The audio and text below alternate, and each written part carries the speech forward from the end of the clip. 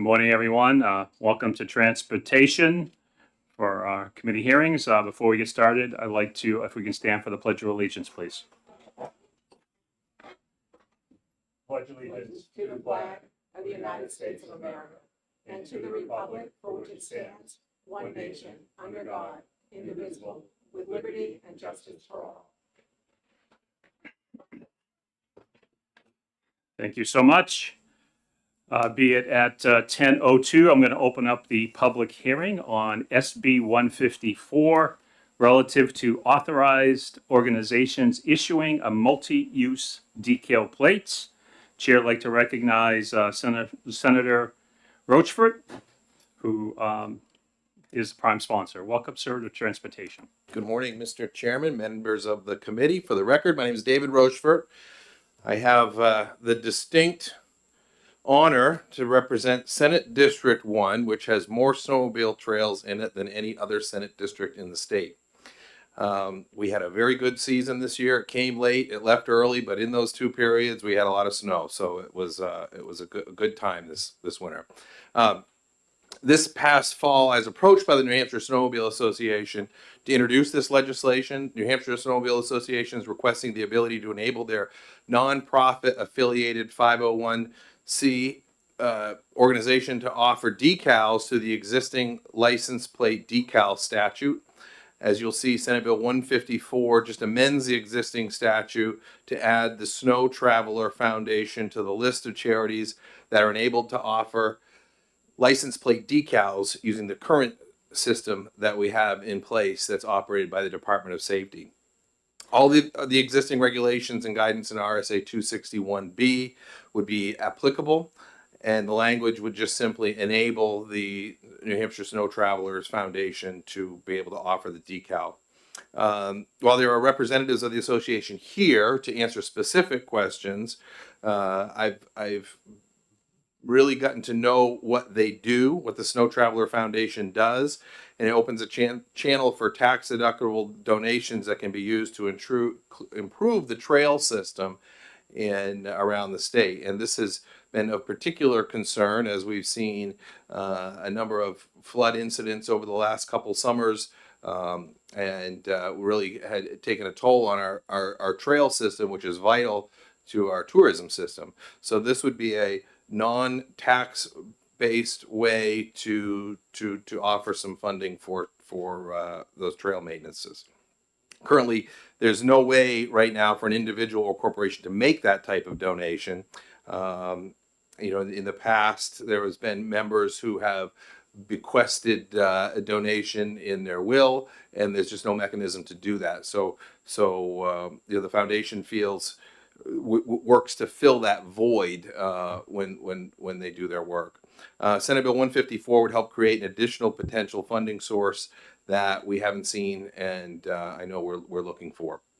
Again, there are members of the Snowmobile Association here today that I'm sure could get into real details on specifics about the work, what the work they do, but I would be happy to answer a question, and if I can't answer it, I'll defer to them. So I'll hand it back to you, Mr. Chairman. Thank you so much. Any questions from the committee?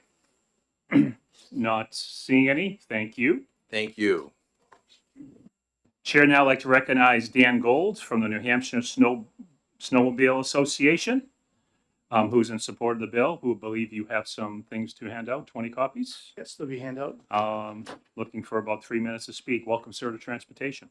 Yeah, thank you, Chair, and thank you to the committee for having us. So the New Hampshire Snowmobile Association has formed a C3, the foundation, that we put in place to accept donations from corporations and individuals who are looking for that tax write-off. There are many projects and infrastructure that is not covered by the registration program, and typically the funds are raised through a multitude of basic fundraisers, everything from spaghetti dinners to events. And this would help fill a need of, like I said, donations from corporations. I can give you an example of one project that we've been working on for the past few years, and that is upgraded trail signs that are consistent and are highly visible and reflective, and especially at night. And there's a safety factor at hand with signage. It helps people, especially those who aren't familiar with an area but want to explore, to find their way along the trail and back to where they came from.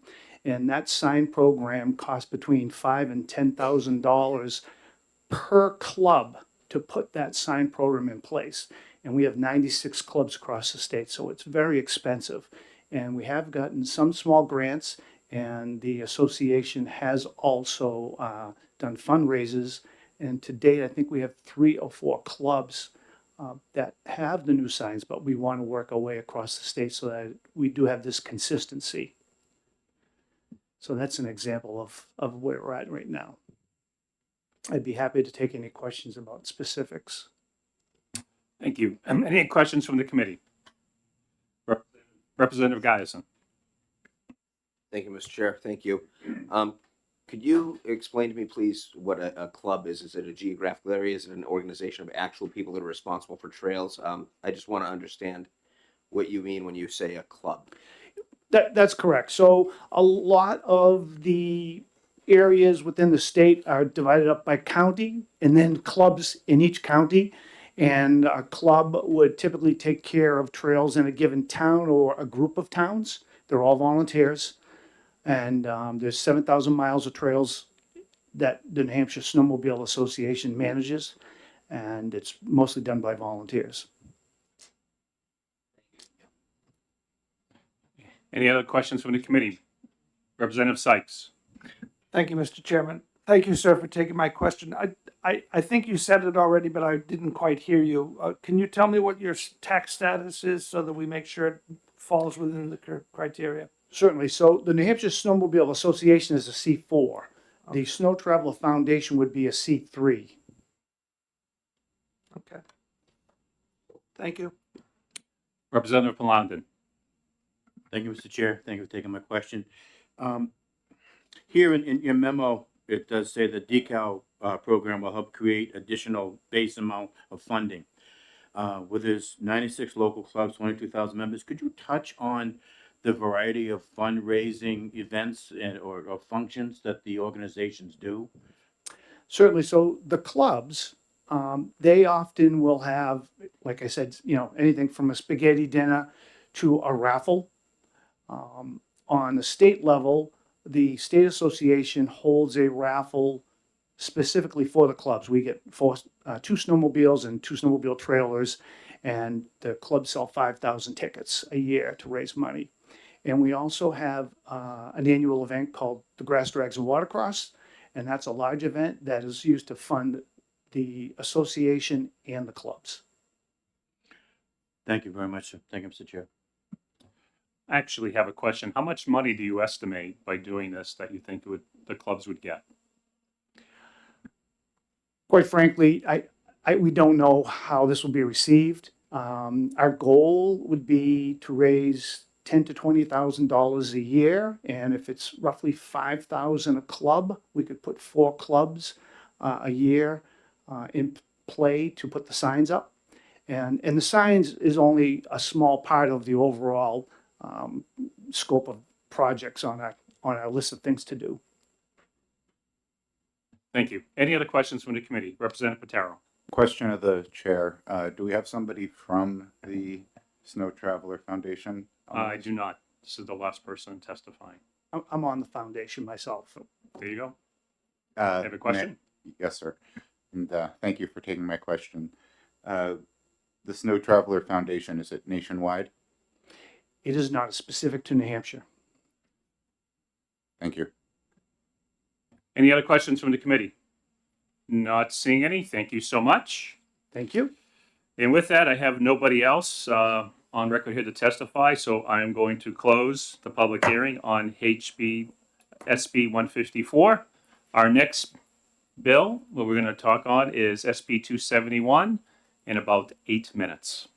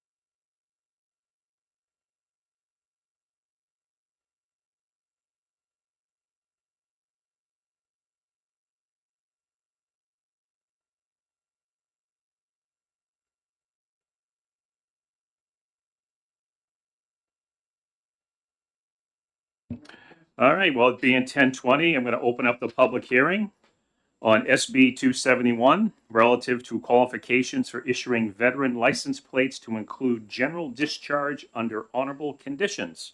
The chair would like to recognize Grant Bosey, who is introducing the bill. Welcome to Transportation. Thank you, Representative Gorski, members of the committee. Good to be back in front of House Transportation. I am Grant Bossy, Deputy Chief of Staff for the New Hampshire Senate, and I'm here to introduce Senate Bill 271 on behalf of Senator Denise Ricciardi, the bill's prime sponsor. Current law limits New Hampshire veterans plates to those veterans who received an honorable discharge. Senator Ricciardi believes it's only fair to recognize those who served our nation but received a general discharge under honorable conditions. There are many reasons why a service member might not be able to complete their service, but this does not erase the work and risk they shouldered. Veterans with general discharges under honorable conditions are currently eligible for many veterans benefits, including VA health care, pensions, and home loan guarantees, as well as burial and memorial benefits. SB 271 would entitle them to a veterans plate marking their service. The State Veterans Advisory Council supported SB 271 before the Senate Transportation Committee. That's a big reason why the bill received its unanimous support. This would not extend veterans plates for those who received other than honorable, bad conduct, or dishonorable discharges. Senator Ricciardi believes it is just to extend the honor to veterans plates to those Granite Staters who served under honorable conditions. She asks for your support for Senate Bill 271. Thank you. Thank you, sir. Any questions from the committee? Representative Miller. Thank you, Mr. Chairman. Thank you for taking the question. I imagine it's going to be one that you have to get back to us with an answer on. But currently, a veteran is defined under RSA 21:50. There's two categories that are defined. It's honorable discharge or medical discharge. I understand this is creating an additional context there, but specifically only for the license plates. And I'm curious if the senator, as a sponsor, feels like there's a reason we're only changing this for license plates as opposed to the various other reasons that one might be, references to that RSA that are valued to other purposes in the state. Why are we changing it for one thing and not the bigger picture? I guess is sort of the question, and if it's worth dealing with that. Yeah, Senator Ricciardi want to take a small bite here, and whether we want to expand that definition in statute is a bigger policy question, not just under the jurisdiction of the transportation committees. This is dealing specifically with license plates, which the current statute only defines veteran by reference, as you said, so we need to add the other category. But if you want to change the underlying reference, that's a bigger question. I think she'd welcome the debate, but not the subject of this bill. Representative Patero. Thank you, Mr. Chair. Thank you for taking my question. In your opening remarks, did you mention that another organization spoke to the Senate Transportation Committee? SVAC, yes. Could you expand on that? Hey, real quick. Senate Veterans Advisory Committee. It's a statutory group representing various New Hampshire veterans, and they came into the committee and said they support it this year. I don't know if they're here today to. He's So, right here, Representative I'm Patero. sure they so can represent their views better than I can. Excellent. Thank you. Thank you so much. You'll be here to testify, so you can ask that question. Sweet. Any other questions from the committee? Not seeing any. Thank you, sir. Thank you very much. Chair now would like to recognize Phil Grisazzo, my fellow Bedfordite. Welcome, sir, to Transportation, who's representing himself, who supports the bill.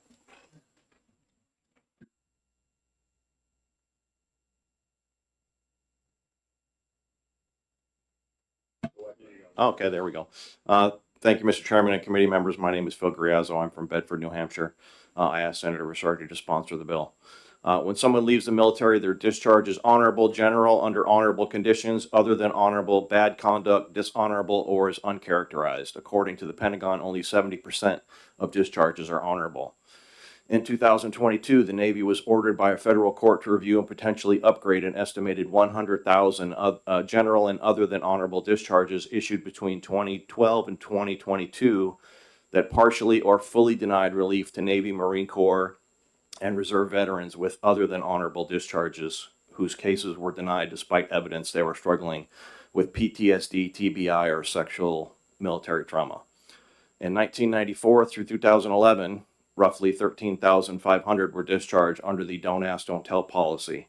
And in 2024, the Pentagon granted honorable discharges to the number of veterans who, with less than honorable discharges, and is proactively reviewing the rest. General discharges were given to 70% of service members who were involuntarily separated, refusing the COVID vaccine during a 2022 Senate Armed Service Committee hearing that was made public. The Navy gave all of its sailors an honorable discharge. The Marines only gave 20% an honorable discharge, while the Army and Air Force only gave 2% an honorable discharge. During confirmation hearings, the new Defense Secretary raised the issue of those being shortchanged by the system, saying that tens of thousands of service members were kicked out because of an experimental vaccine. In President Trump's Defense Department, they will be apologized to, they will be reinstituted with pay and rank. The President backed up that statement during his inaugural address, saying, "I will reinstate any service members who were unjustly expelled from our military for objecting to the COVID vaccine mandate with full back pay." The next day, he signed an executive order doing just that. Now, what about those who do not return to service?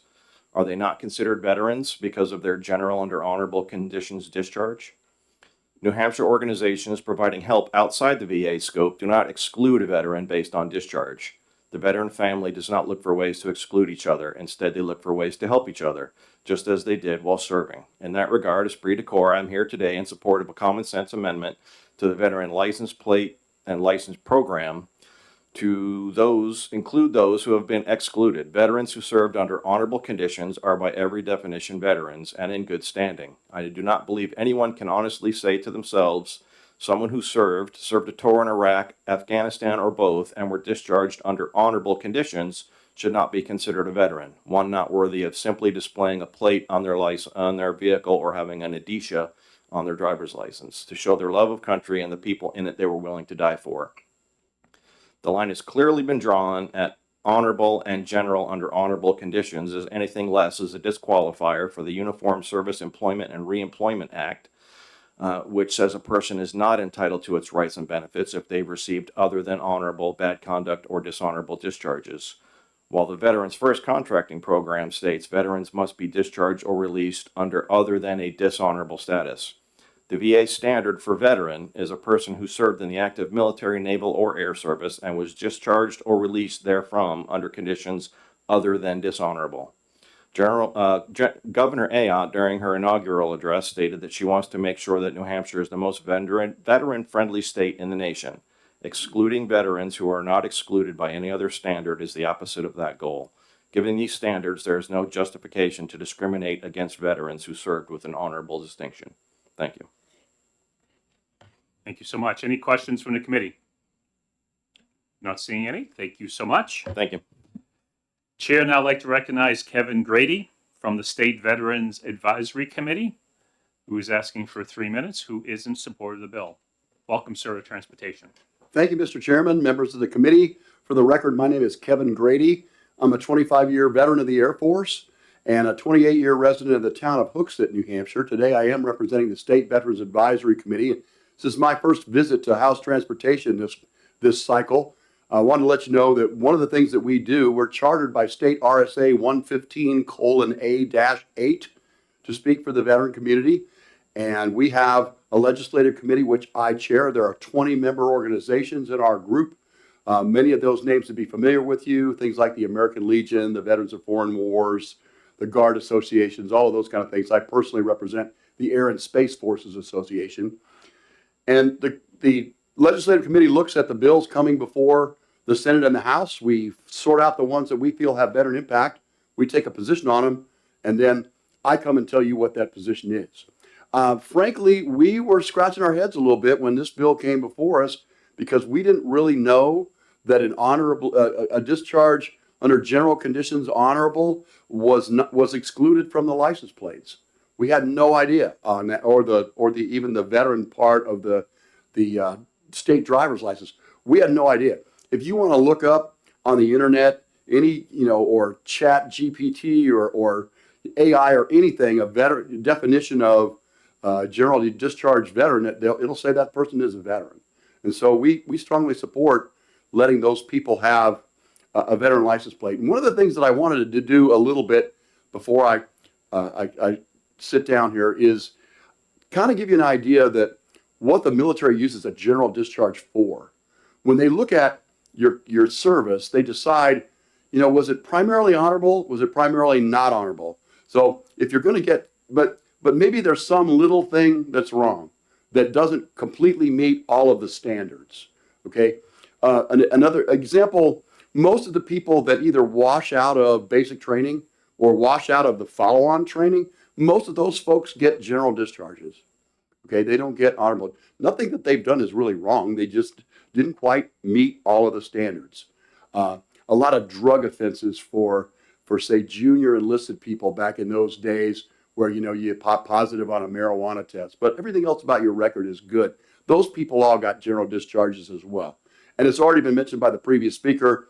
On both sides of the ideological aisle here, you've got folks that were discharged for being gay prior to Don't Ask, Don't Tell, got general discharges. Folks that didn't take the COVID vaccination got general discharges to a large extent.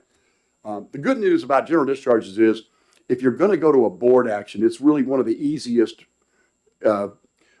discharge characterizations to get upgraded to that honorable mode. But we see no reason why a person who served and ended up with a general discharge for something, but most of their service was honorable. That's why they make that distinction. We feel that that person is deserving of a veteran plate. For Representative Miller's point, one of the things we're going to try and do this summer is look through things that reference veterans and try and get common language across all the RSAs that say a veteran according to RSA 2150. If we can do that, and we can update 2150 to include this general discharge under honorable conditions under that. And we may want to have a conversation, whether that's going to apply to tax benefits and all these other things. That's a conversation for another day. But I agree with you. I believe that those things ought to be standardized to the maximum extent possible, where we say, this is what a veteran is right here, 2150. And so any place that references something that a veteran gets, referencing a veteran in accordance with RSA 2150. Subject to your questions, that's really all I wanted to tell you this morning. Thanks for your time. Thank you so much. Any questions from the committee? Not seeing any. Thank you so much. Thank you, sir. And with that, I have nobody else on the list. So at this point, I will close the public hearing on SB 271. Our next bill will be SB 273 in about 7 minutes.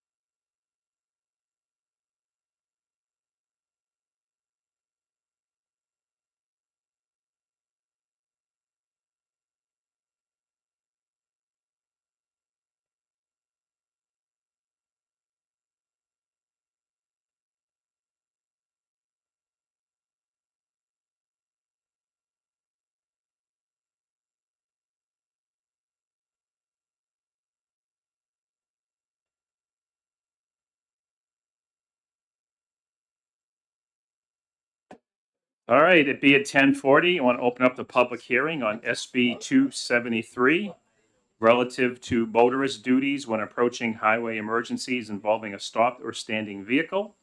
Chair, I'd like to recognize Senator Fenton, the prime sponsor. Welcome, sir, back to transportation. Thank you, Mr. Chair. It's good to be home, as they say. My name is Senator Donovan Fenton. For the record, I represent District 10, and I am here to introduce an important piece of legislation, Senate Bill 273, one that is not just about policy, but about saving lives. And I'm honored to introduce Sherrill's Law in remembrance of Staff Sergeant Jesse Sherrill, who made the ultimate sacrifice while serving our state. Staff Sergeant Jesse Sherrill lost his life on I-95, a tragic reminder of the dangers our law enforcement officers and first responders face every day as they work to protect us. But the heartbreak does not stop there. This past summer, our state suffered another devastating loss. Brigadier General John Pogo Pogorek, commander of the New Hampshire Air National Guard, was killed in a hit and run while on the side of the road. These tragedies underscore the urgency of this legislation. We must act now to prevent further losses and to ensure that those who serve and protect our communities, as well as all motorists, can do so safely.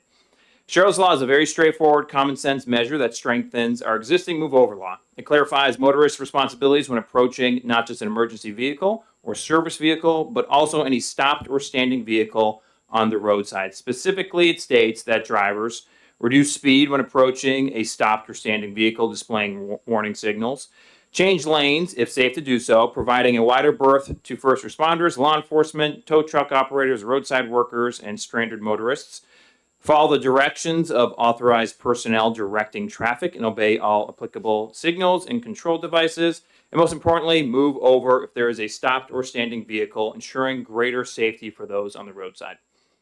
This legislation has broad support from key stakeholders. Their voices, along with the voices of families who have suffered unimaginable loss, reinforce the necessity of this bill. Sherrill's Law is about protecting everyone. It is about ensuring that those who respond to emergencies, assist stranded motorists, and maintain our roads can do so without fear of their lives. I urge all my colleagues to join me in supporting this critical legislation. Let us honor the memories of Staff Sergeant Jesse Sherrill, Brigadier General John Pogo Pogorek, and all those who have lost their lives on the roadside. Thank you so much. I'm happy to take questions. Thank you, sir. Any questions from the committee? Representative Guyson. Thank you, Mr. Chair. Thank you, Senator. So I definitely think this is a great idea, very well written, very well tailored. I couldn't help but notice that there is no fiscal note on it at all. Are we expecting to enforce this? And if so, would that not reflect in the fiscal note at all? Thank you for the question. We're not updating the fines or anything like that. The fines, I think, I still believe $75 for a first offense, and it might go up to $250. State police is back here; they can kind of back me up on that, hopefully. So there's no fiscal note for that because we're not adding any more fines to it. Yeah. Representative Hemblem. Thank you, Mr. Chair. Thank you, Senator, for being here today. So, does this law apply to every road in New Hampshire or just 93, 95? It applied to every road in New Hampshire. Okay, thank you. Representative Miller. Thank you, Mr. Chairman. Thank you, Senator, for taking my question. As I read this bill, it seems like there's two halves to it. One is we're changing the scenarios in which someone is expected to yield or pull around or do those things, right? We've added tow trucks, car on the side of the road with their blinkers on, things like that. The other half of it takes the line at the bottom that's been stricken now. It says "and go around" and moves it up into the slow down and go around if practical. And I'm curious, by shifting that around, do we create a scenario that actually reduces the scenarios where people have to go around, because now it's go around if practical instead of go around, right? If I'm approaching a situation and it's impractical for me to give that wider berth and go around, I would expect as a driver that I would stop rather than go through it and put those people at risk. Are we actually creating a scenario where we're letting people get closer to the accident at any speed rather than ensuring that they give that wider berth? Representative, thank you for the question. I don't believe that's the case. We have a move over law already. I think people are pretty familiar with it, that, they're not to stop on I-95 or something similar like that. They are going to move over if the opportunity is there and it's safe to do so. I'm sure all of us have been in a position where it's not safe to move over, so you can't move over. And I've worked closely with safety on this bill, and they like the language and believe it should work. Yes. Representative Hamblin. Thank you, Mr. Chair. Thank you for taking our questions. So I noticed in your bill here, it's talking about emergency vehicles, vehicles with lights, cones, et cetera, et cetera. What if a vehicle is just on the side of the road, no lights, no flashes, it's just broken over, nobody there? Does this law, pull around law, apply as well?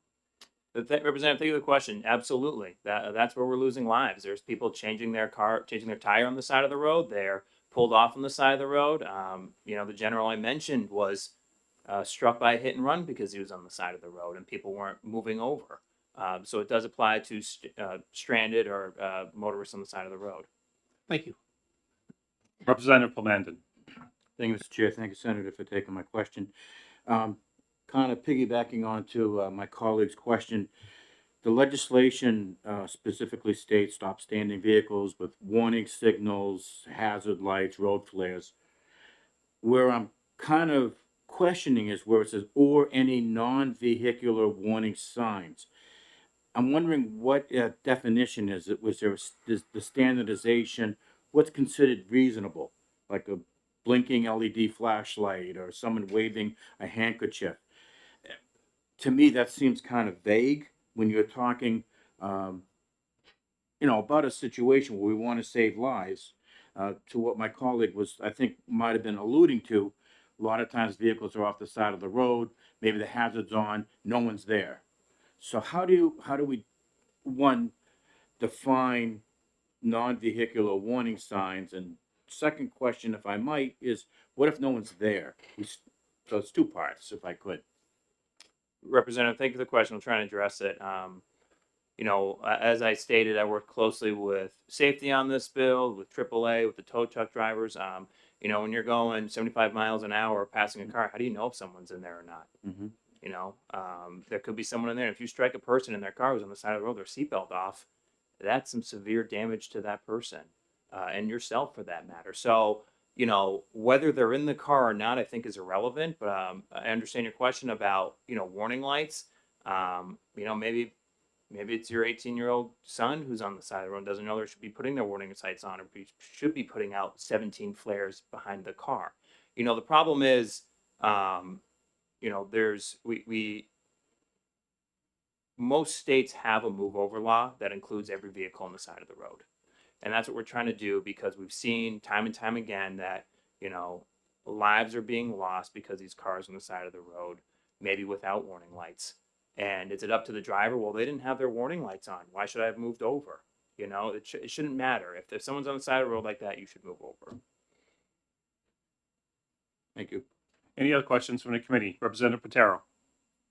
Thank you, Mr. Chair, and thank you, Senator, for taking my question. So I'm looking at this bill from a different perspective, Sherrill's Law, and the idea is to not hit people who are on the side of the road with a disabled vehicle in any context, right? The question is there some sort of like marketing campaign or future thinking of getting the word out there about this change to the law? Is that why there's a fiscal note? Anything along those lines? Representative, thank you for the question. There is no fiscal note. If I understand your question correctly, you're curious about, changing it from a move over law to Sherrill's Law, correct? Is that kind of what you're saying? Why call it Sherrill's Law, in other words? Yeah, we're calling it Sherrill's Law to honor Staff Sergeant Jesse Sherrill, and updating our move over law for any stranded motorists, because as we're seeing that, people are still dying, people are still losing their lives because people aren't moving over. When we pass bills, we always try and educate the public, and state police does a very good job of educating the public. The intent isn't to dish out tickets for this bill. The intent is, safety, and you're going to hear from state police that, their intent as well is not to persecute. Their intent is to educate. When they pull over that person that said, hey, that car didn't have their blinking lights on. Yeah, but we updated our move over law. So just so you're aware, you have to move over for any stranded vehicle. The intent isn't to go after folks. It's to educate them to make our roads safer. Excellent. Thank you. Any other questions from the committee? Representative Johnson. Thank you, Mr. Chairman, and thank you, Senator, for taking my question. My question is, so in line 5 of the bill, so we're talking about this is happening on highways and then any location where a police officer has made a traffic stop. So if a police officer makes a traffic stop on a 1-lane road, are we expecting different behavior now or no? Representative, thank you for the question. It talks about when it's safe to move over. So if it's not safe to move over, then you shouldn't move over.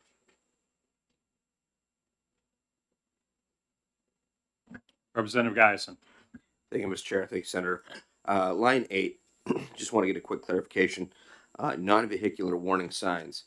Now, when we talk about that, I mean, I know it's right after road flares, traffic cones. Are we talking about like the motorcyclist who puts his helmet behind his bike as a warning sign that he's disabled? When we talk about non-vehicular warning signs, what are we talking about?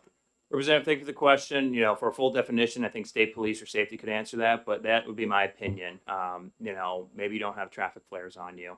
You know, maybe you want to put something bright colored behind your car or something similar. Any other questions from the committee? Not seeing any. Thank you, Senator. Thank you so much, folks. Happy to be back. Chair, now I'd like to recognize Dan Goodman from AAA, who's asking for 3 minutes, who supports the bill, who also he has written testimony. Thank you, sir. Welcome to transportation.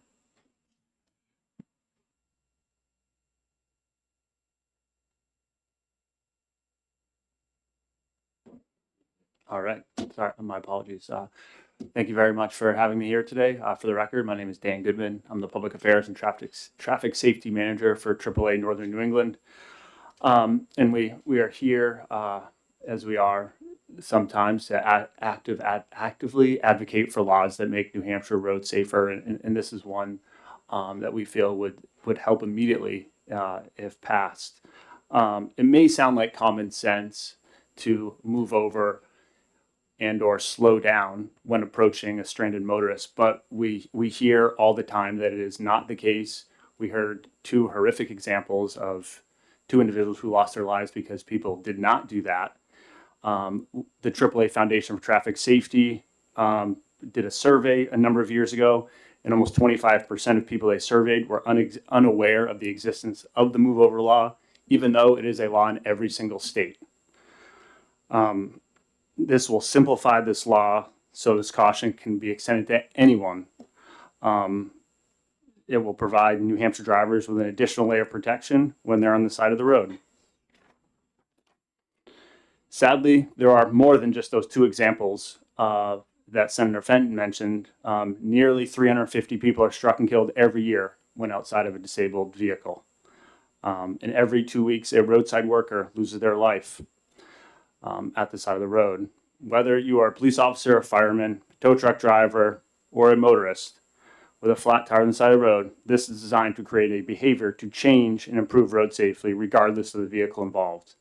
Currently, over half the states in this country have a move over law that includes all stranded motorists.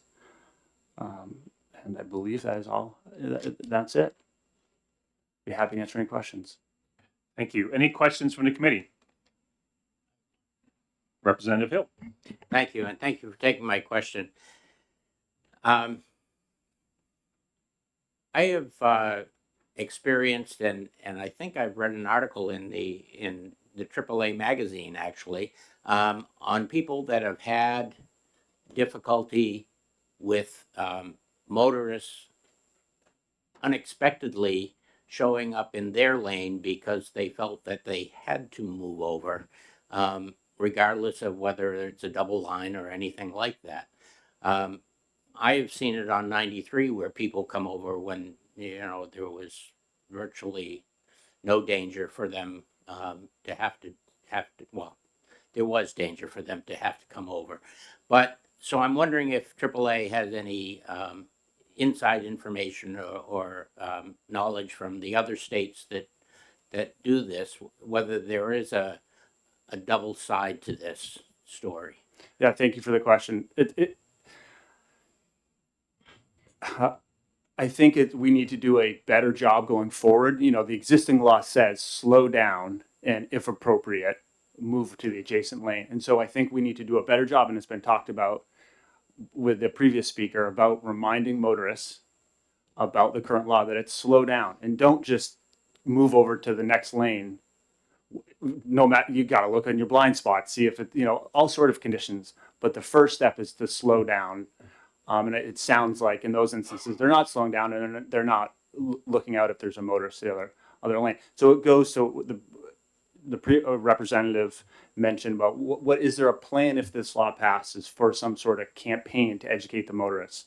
Over the last 5, 6, 7 years, AAA has engaged in numerous public service videos, campaigns, distracted driving. We have one going right now. We did a slow down, move over commercial, a seatbelt, all sorts of different videos that have aired on TV and social media. We are very committed, if this bill does pass, to engage with the stakeholders, the tow truck drivers, EMS, fire, law enforcement, state agencies, to have a new campaign to educate the motorists out there that this new law.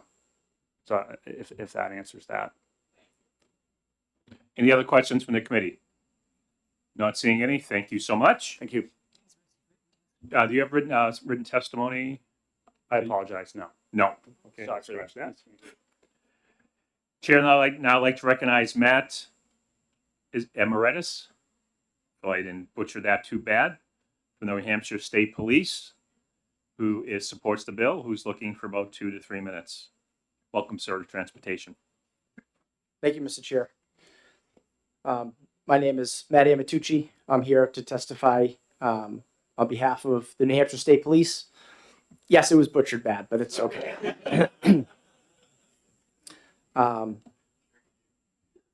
Thank you for this opportunity. We are here in support of SB 273 on behalf of the state police and the Sherrill family, advocating for an expansion of the move over law to include all vehicles. This initiative is not just a matter of safety. It's a common sense approach that underscores our shared responsibility to protect everyone on the road.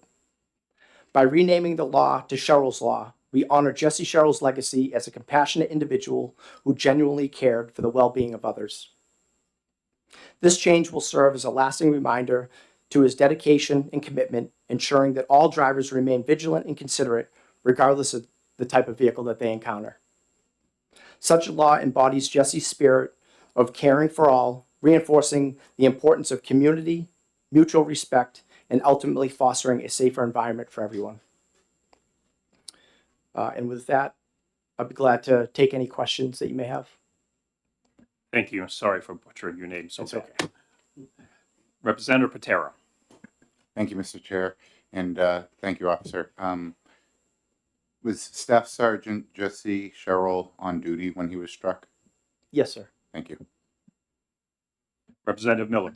Thank you, Mr. Chair, and thank you for taking my question. I'm going to ask sort of the same question I asked before.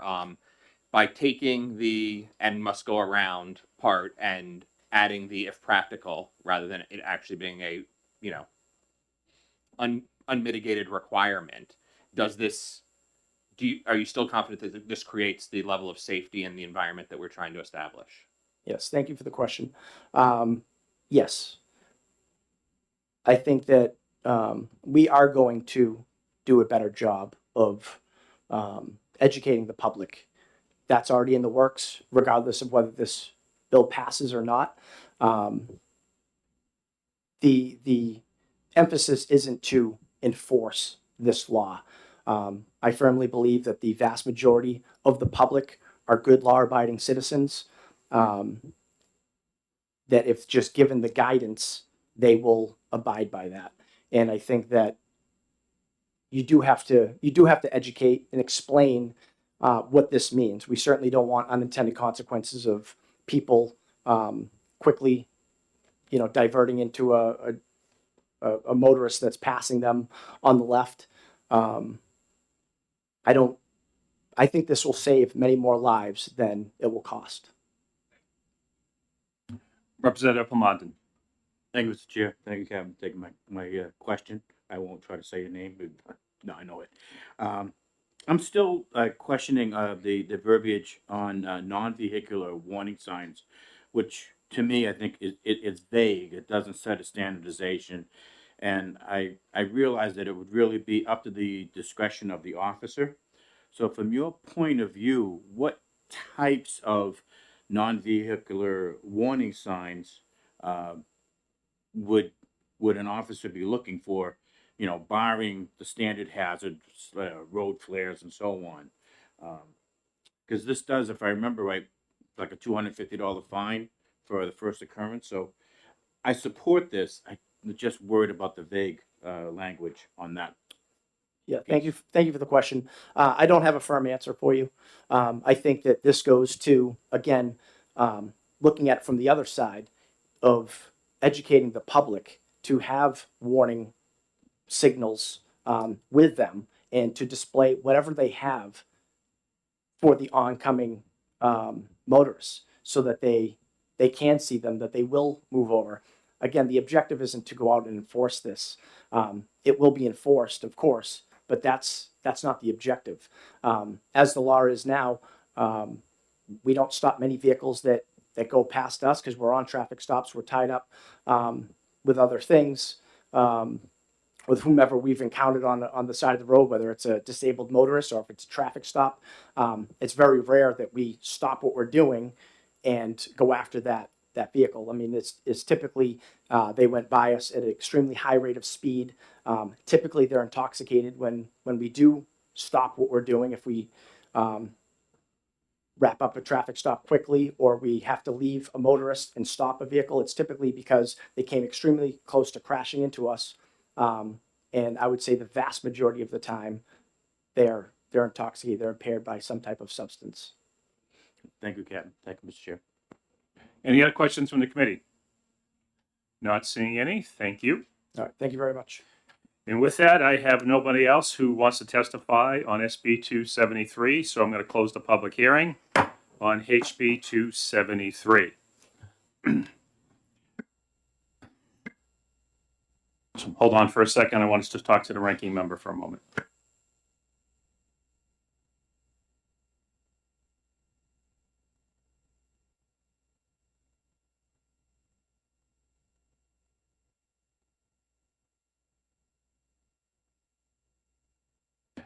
All right, so since we have some time and we can kind of knock off a few, we're going to do a brief caucus on the bills that we heard this morning. And we'll reconvene and see if we could knock some of these off. So we'll take about a 10-minute recess for caucus and we'll come back.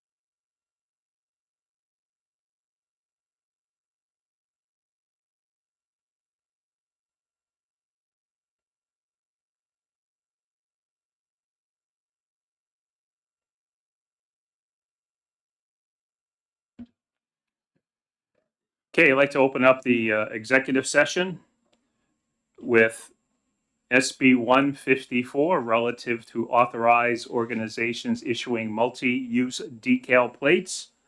And the chair would like to recognize Representative Johnson for a motion. Thank you, Mr. Chairman. I move ought to pass on SB 154.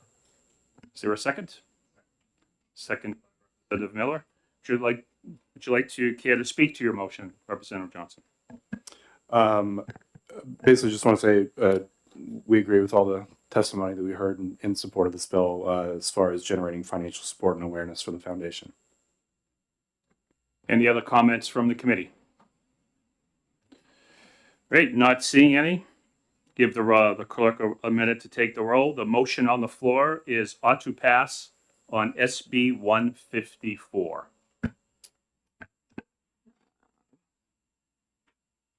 Guess I'll go to the clerk first. Clerk votes yes. Representative Hill, Yes. Representative Pataro, Yes. Representative Coker, Yes. Representative Giason, Yes.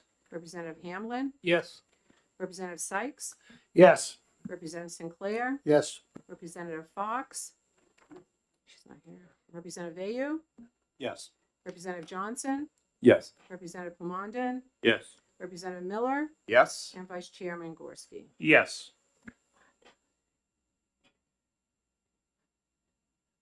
Thirteen to 0. Can we put this on The consent? bill passed 13 to 0. Can we put this on consent? I know it has a financial note. I don't know if It has it's- a financial note. I don't believe we can, right? Is it less than 10 grand? Yeah, it's 10,000. Yep. Consent, please. Consent? Consent it is. Second? All right, so a consent calendar. So 13 to 0 on SB 154. Next bill will be SB 271 once the clerk is ready.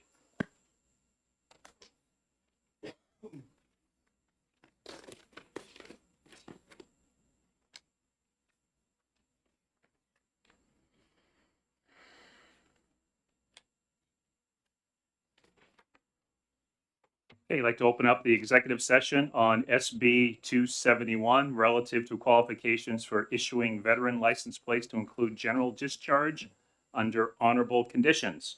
Chair will now like to recognize Representative Giason for a motion. Thank you, Mr. Chair. I move that Senate Bill 271 ought to pass. Is there a second? Second by Representative Sykes. Do you care to speak to your motion, sir? Yes, thank you, Mr. Chair. So in talking about a general under honorable conditions, as we heard testimony of, you're talking about somebody who either served honorably but had to leave early in their contract for honorable reasons, family care issue, change in the Army regulations, military regulations, excuse me. I did a little bit more looking into, we're not talking about training categoric discharges or people who haven't gotten out of training. We're not talking about punitive. We're talking about people who either made it to their full term, but for some reason had a bar to re-enlistment. Maybe they put on some weight, so they were restricted from re-enlistment, but they completed their honorable service. You know, these are veterans. Many of them have served overseas. And I think that Representative Miller is right in that we should address the further law later, but this is a good start to that. Thank you. Any other comments from the committee? Not seeing any. When the clerk is ready to take the call, the motion is to OTP on SB 271. Clerk votes yes. Representative Hill, Yes. Representative Representative Pataro, Yes. Representative Coker, Yes. Representative Giason, Yes. Representative Hamlin, Yes. Representative Sykes, Yes. Representative Sinclair, Yes. Representative Ayu, Yes. Representative Johnson, Yes. Representative Plumonden, Yes. Representative Miller, Yes. and Vice Chairman Gorski. Yes. Mr. Chair, I move for consent. 13 to 0. Second consent. Vote is 13 to 0. Motion to consent. Second. Second. Consent it is. Okay, that closes the executive session at SB 271. Next one up will be SB 273.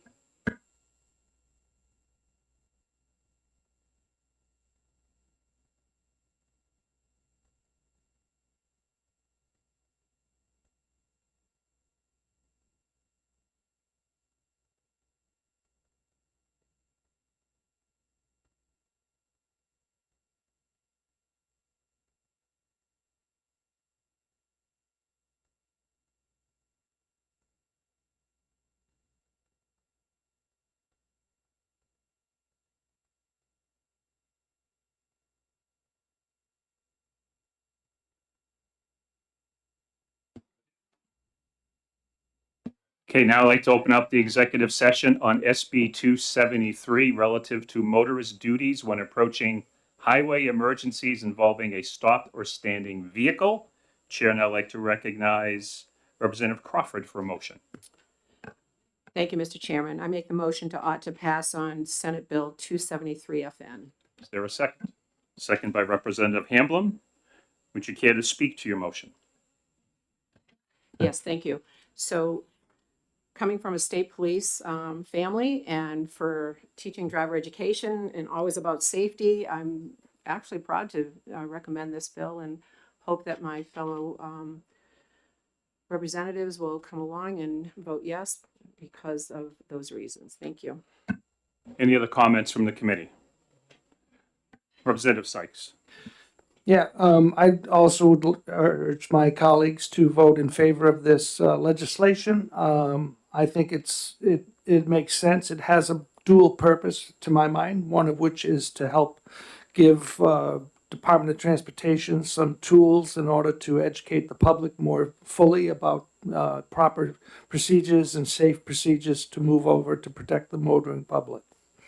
And for that reason, I would urge everybody to vote yes on the OTP motion. Representative Johnson. Thank you, Mr. Chairman. I support this legislation for the same reasons that Representative Sykes just said. I also wanted to point out that Jesse Sherrill is a resident of Barrington. The reason I know this is because they host a baseball tournament in his honor every summer. Both of my boys have played in it. My wife has coached in it, and this is the type of legislation that we intend to not have this sort of thing happen again. And I hope it truly accomplishes its purpose. Thank you. I would also agree with that. I'd second your motion on that. I think it's a common sense bill, and I encourage my colleagues to vote for it. Any other comments from the committee? Okay, not seeing any. The current motion is ought to pass on SB 273, and when the roll is ready, I ask the clerk to make the call. Clerk votes yes. Representative Hill? Yes. Representative Pacharo? Yes. Representative Coker? Yes. Representative Giason? Yes. Representative Hamlin? Yes. Representative Sykes? Yes. Representative Sinclair? Yes. Representative Ayu? Yes. Representative Johnson? Yes. Representative Plamondon? Yes. Representative Miller? Yes. And Vice Chairman Gorski? Yes. 13-0.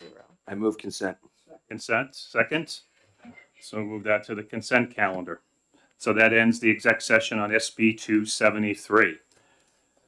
All right, so just kind of going over the logistics. We're going to reconvene at 1 o'clock to do the remaining 6. So we're kind of on a roll, and hopefully Chairman Walsh is not upset that I did the exec session on 3. But at this point, the deed is done, and there's nothing more we can say there. So we'll reconvene at 1 o'clock. Before I let you go, just a couple of logistics. Don't forget to clean out your lockers. They're going to start the whole process of kicking us out of this building. So make sure the drawer you have in the Transportation Committee room is taken care of. So just take a look at that before you leave today. And we're also told today at the Vice Chair and Chair's meeting, there will not be a session next Thursday. Next Thursday, week from Thursday, the 15th. Okay, no session day. Just wanted to throw that out to you so you know that now. All right, so with that, I'll see you all back at 1 o'clock.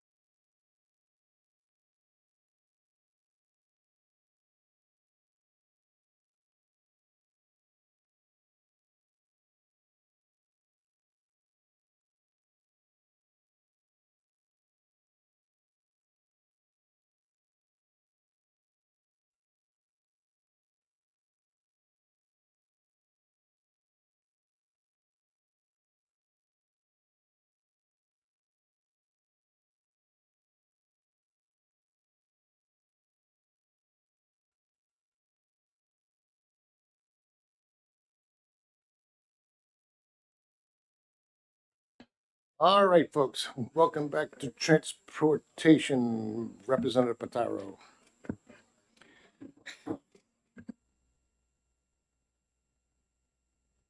All right, welcome back. Before we do get started, first of all, I want to apologize to the committee for my absence of late. I've been doing a decent job for 13 years trying to juggle work and here.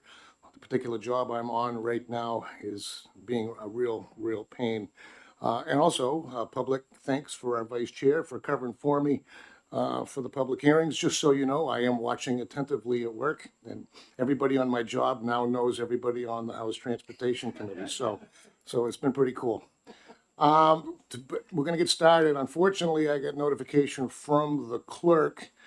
The three bills that you did exec this morning, unfortunately, and I had a heart attack when it happened. I said, did I schedule these for 11? What happened? So unfortunately, because we had the public notice, time specific at 1 o'clock for those three bills, just to err on the side of caution in case somebody from the public wanted to be here with that time specific notice, we're going to do them over. To help out our clerk, I'll open up the executive session. I'm going to use the same motions that I have here as a list, but I may need some help with whoever did the seconding. That being said, I'm going to open up the executive session on Senate Bill 154 FN, which is relative to authorized organization issuing multi-use decal plates. Chair recognizes Representative Johnson for a motion. Thank you, Mr. Chairman. I move ought to pass on Senate Bill 154. I second. Motion is ought to pass. Was it seconded by Representative Miller? Thank you, sir. Care to speak to your motion? Do I? I don't know. You don't have to. Yeah, I'll refer to my previous. I don't. No, thank you. Okay. Anybody else from the committee? Seeing none, I'll ask the clerk to call the roll.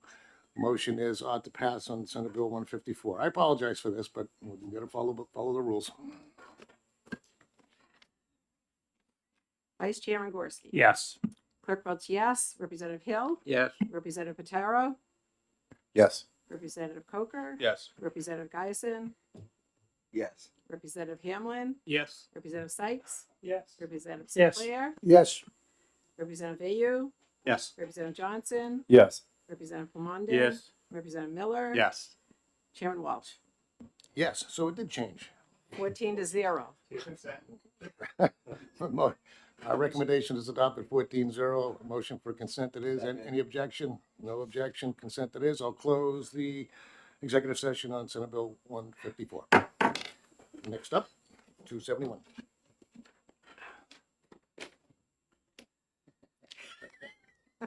I'm good. Good. You're all set? Yep. I'll open up the executive session at Senate Bill 271 relative to qualifications for issuing veteran license plates to include general discharge under honorable conditions. Chair recognizes Representative Geisen for a motion. Thank you, Mr. Chair. I move to pass Senate Bill 271. Move ought to pass. Ought to pass is moved. Is there a second, Representative Sykes? Second. Seconded by Representative Sykes. Any further discussion? No further discussion. Seeing none, I'll ask the clerk to call the roll when she's ready. The motion is ought to pass. Vice Chairman Gorski. Yes. Clerk votes yes. Representative Hill. Yes. Representative Pataro. Yes. Representative Coker. Representative Geisen. Yes. Representative Hamlin. Yes. Representative Sykes. Yes. Representative Sinclair. Yes. Representative Ayu. Yes. Representative Johnson. Yes. Representative Plamondon. Yes. Representative Miller. Yes. Chairman Walsh. Yes. 14-0. Mr. Chairman. Oh, Representative Foote. were you here when, Yes. before we call the question? Yes. Yes. Okay. Thank you. You weren't here for the last one. No, not the first one, right. Okay, so that's 15-0. Yeah. Our recommendations adopted 15-0. I Consent. heard consent. Consent it is without objection. Seeing none, I'll close the executive session on Senate Bill 271. One more to go. Senate Bill 273 in a minute.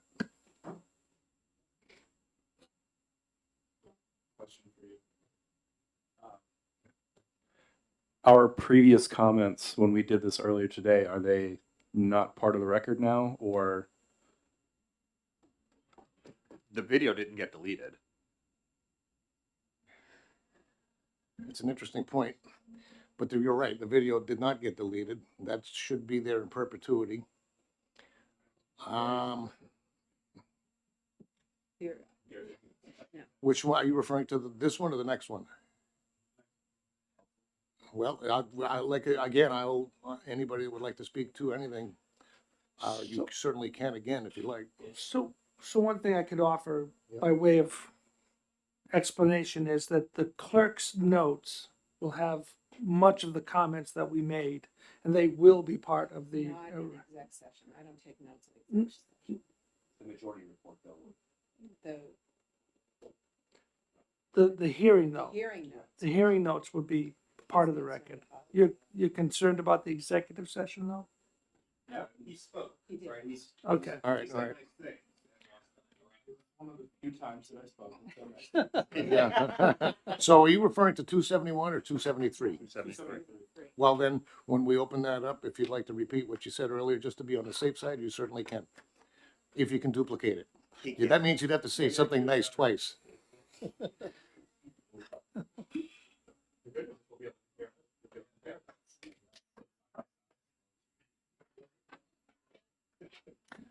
Yeah, sorry for the confusion. I'll open up the executive session on Senate Bill 273 FN relative to motorist duties when approaching highway emergencies involving a stopped or standing vehicle. Chair recognizes Representative Crawford for a motion. Thank you, Mr. Chairman. Motion is ought to pass on Senate Bill 273 FN. Motion's ought to pass. Is there a second, Representative Hamblin? Yes, there is. Second. Seconded by Representative Hamblin.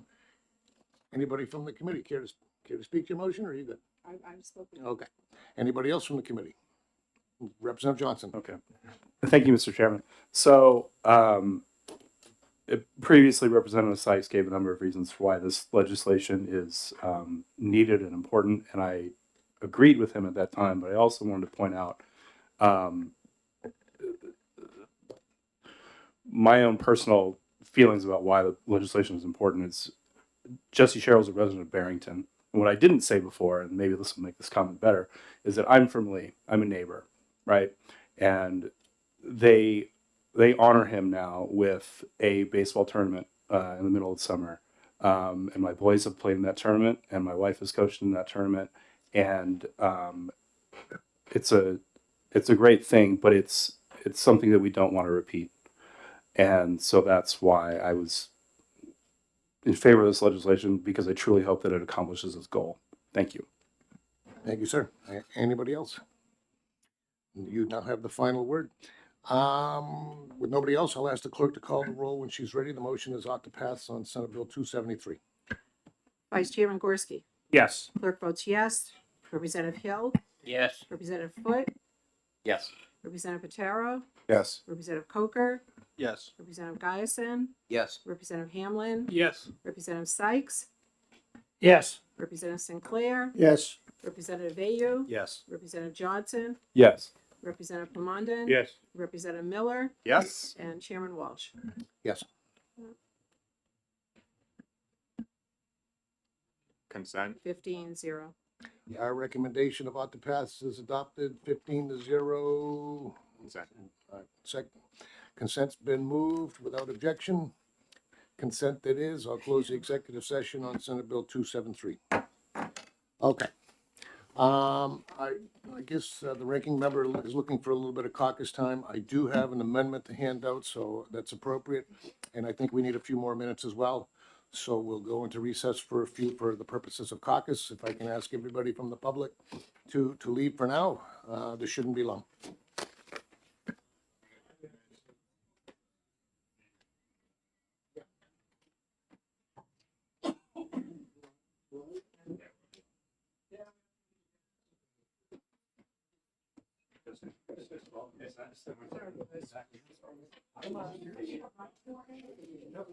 We're not going to get the amendment first?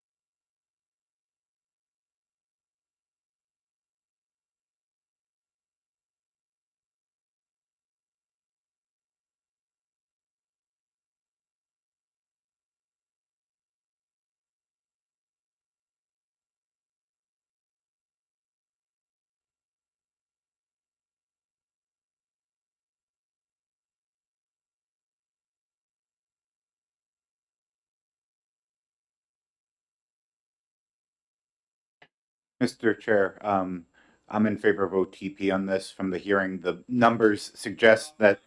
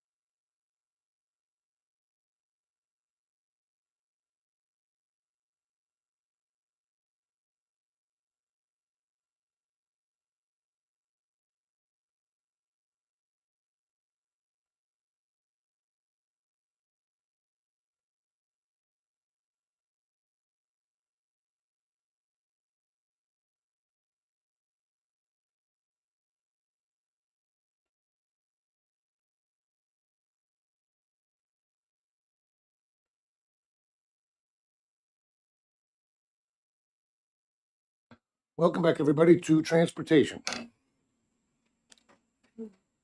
We'll get back into our executive sessions. I will start by opening the executive session on Senate Bill 12 relative to adding eligibility for a disability placard for certain veterans. Chair recognizes Representative Guyson for a motion. Thank you, Mr. Chair. I move ought to pass on Senate Bill 12. Ought to pass is moved. Is there a second? Seconded by Representative Hamblin. Care to speak to your motion, sir? Yes, thank you, Mr. Chair. So as of the way the law is written right now, if you are a 100% disabled veteran certified by the VA, you are allowed to go into the DMV and register for one disabled license plate. And I have done so. And that's what they give you. They give you one disabled license plate. Now, should your disability be one where you can no longer drive yourself, you don't have the placard and the plate as anybody else would. You have one license plate. So your caregiver would have to either drive your vehicle or you would have to surrender that plate if you could not register that vehicle. All this does is says that you get a plate and a placard like any other disabled person who files for one would get. Thank you, sir. Anybody else from the committee? All right. Seeing none. I'll ask the clerk to call the roll when she's ready. Motion on Senate Bill 12 is ought to pass. Vice Chairman Gorski. Yes. Clerk votes yes. Representative Hill. Yes. Representative Foot. Yes. Representative Pataro. Yes. Representative Coker. Yes. Representative Guyson. Yes. Representative Hamlin. Yes. Representative Sykes. Yes. Representative Sinclair. Yes. Representative Vayu. Yes. Representative Johnson. Yes. Representative Plumondon. Yes. Representative Miller. Yes. Chairman Walsh. Yes. And Mr. Chair, I'll move consent.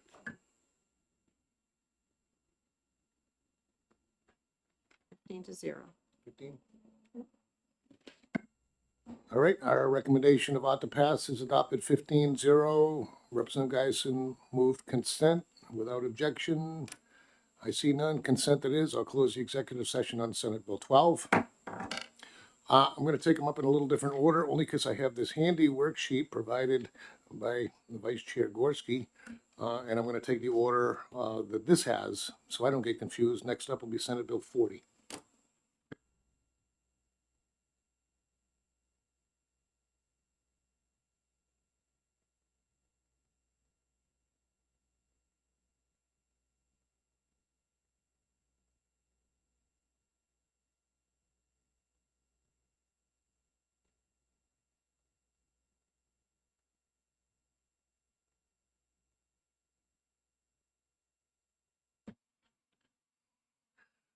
Okay, I'm going to open up the executive session on Senate Bill 40 relative to voter education certificates. Chair recognizes Representative Coker for a motion. Thank you, Mr. Chair. I'd like to make a motion of ought to pass. Ought to pass is moved. Is there a second? Second. Seconded by Representative Miller. Care to speak to your motion, sir? Yeah, this legislation just makes sense. It's going to put the voters, basically the safety certificate qualification. It's going to put it online, so we were going to be able to take it online here in the state. People are going out of state to do it, so I'd much rather keep the education here in the state, modernize the system, and have people learn, about our special New Hampshire voting, or not voting, but voting markers and things that are specific to our state versus learning how to dodge manatees down in Florida. So, Thank you, sir. Anybody else from the committee? Yes, I think everybody should be able to understand our buoys here. They're interesting. Seeing none, I'll ask the clerk to call the roll when she's ready. The motion is ought to pass on Senate Bill 40. Vice Chairman Gorski. Yes. Clerk votes no. Representative Hill. Yes. Representative Foot. yes. Representative Pataro.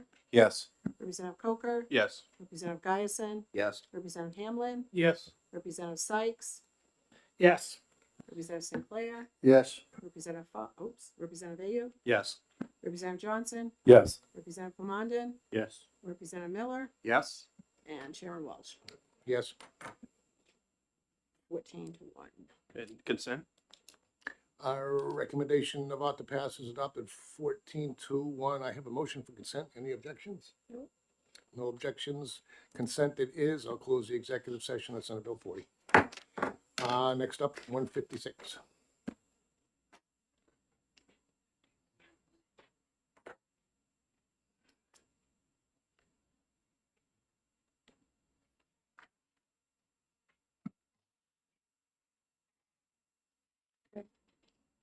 Yep. I'll open the executive session up on Senate Bill 156, allowing the Division of Motor Vehicles to contract with a third-party vendor to facilitate the secure transfer of title applications and information. Chair recognizes Representative Gorski for a motion. Thank you, Mr. Chair. My motion is OTP on SB 156. Ought to pass is moved. Is there a second? Second by Representative Hill. Care to speak to your motion, sir? Yes, this bill in testimony was requested by the Department of Safety. It's all about modernizing the title system. And one of the big things that I got out of it is that it's all about protecting people's information. So based on all that, to streamline the title processing process makes a lot of sense to me. And that's why I think we should support this bill. Thank you, sir. Anybody else from the committee? Seeing none, I'll ask the clerk to call the roll when she's ready. The motion on Senate Bill 156 is ought to pass. Vice Chairman Gorski. Yes. Clerk votes yes. Representative Hill. Yes. Representative Foot. Yes. Representative Patero. Yes. Representative Coker. Yes. Representative Giason. Yes. Representative Hamlin. Yes. Representative Sykes. Yes. Representative Sinclair. Yes. Representative Bayou. Yes. Representative Johnson. Yes. Representative Plamondon. Yes. Representative Miller. Yes. Chairman Walsh. Yes. 15-0. Our recommendation of ought to pass is adopted 15-0. Consent. Consent's been moved. Any objections? Seeing none, I'll close the executive session on Senate Bill 156. Next up, we will do 272.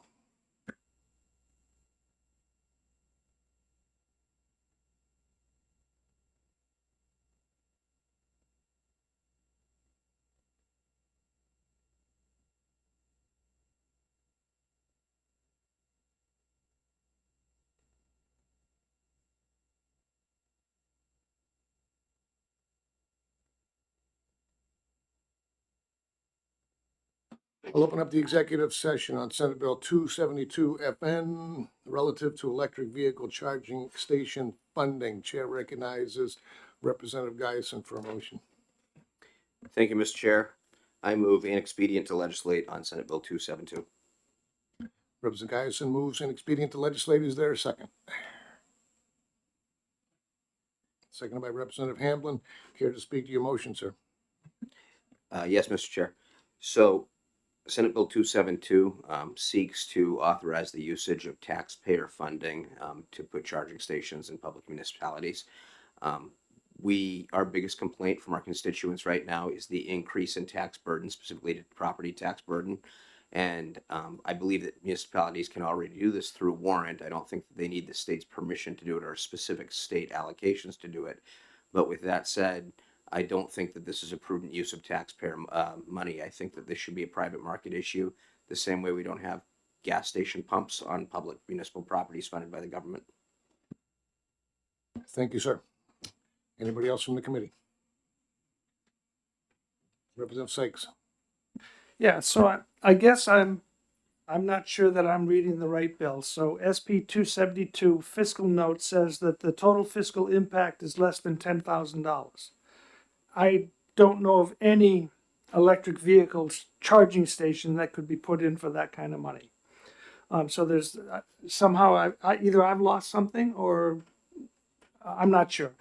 What I think the bill is about, what I thought the bill was about, is that it was talking about if you're parked in a electric vehicle charging location and not doing so, that you could be fined for that fined for parking in that space, which I think is a legitimate governmental function, because the people who have paid to have these charging stations, in many cases, they are, for instance, I don't want to quote any specific companies, but there are companies whose sole business is to just put in these charging stations. And if a non-electric vehicle is parked in that space, they are depriving the owner of their attempt to make revenues. So I guess I would ask members who are in favor of the ITL to show me or explain to me where they're getting funding for charging stations out of this bill as it's written.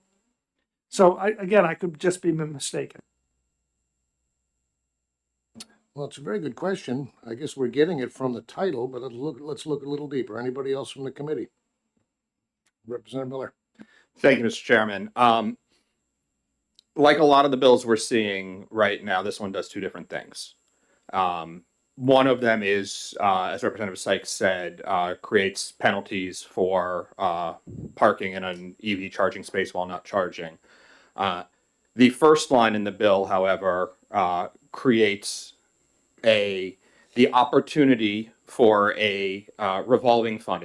It amends Section 31:95H, which reads, a town may, by vote of the legislative body, establish a revolving fund. Each revolving fund shall be limited to one of the following purposes. There are currently, 7 listed options.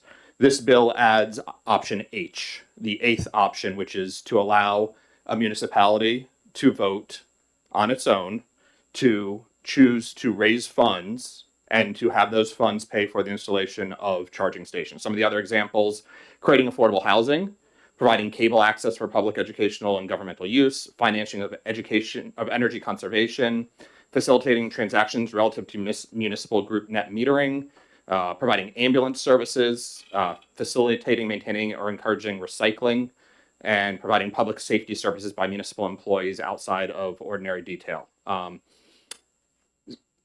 Arguably, all of these things are private industry.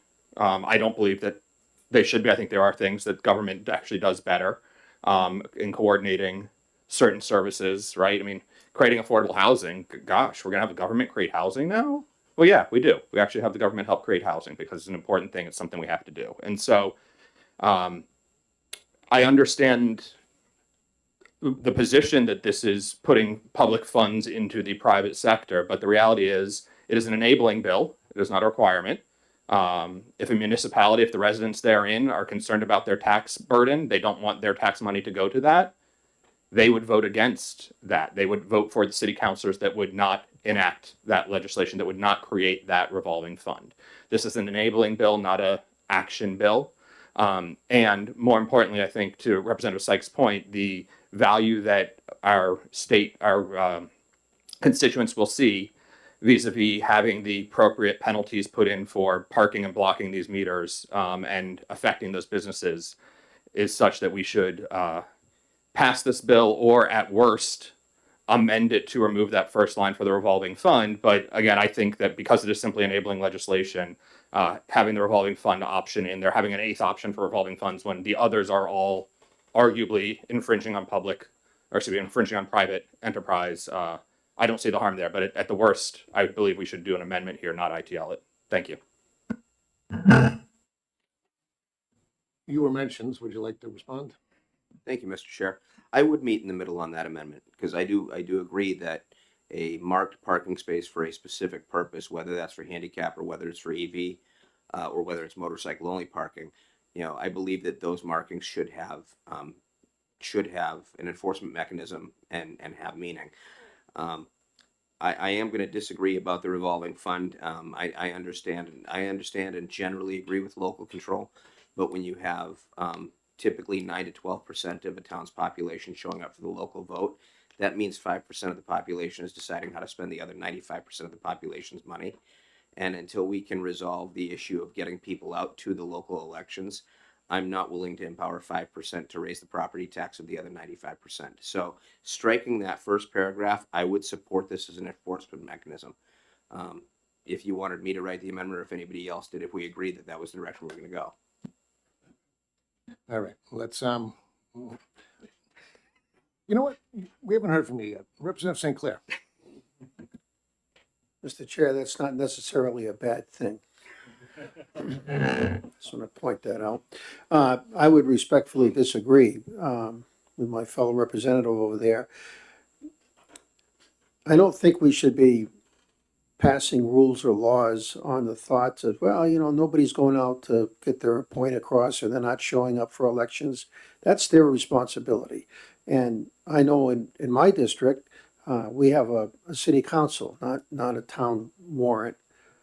And people in Laconia are usually pretty vocal, whether it's at a city council meeting or individually with their counselors, letting them know how they feel about certain things. And just, I just hate the thought of us, which we do all the time, mandating to cities and towns what they can or cannot do with regards to inside their own boundaries.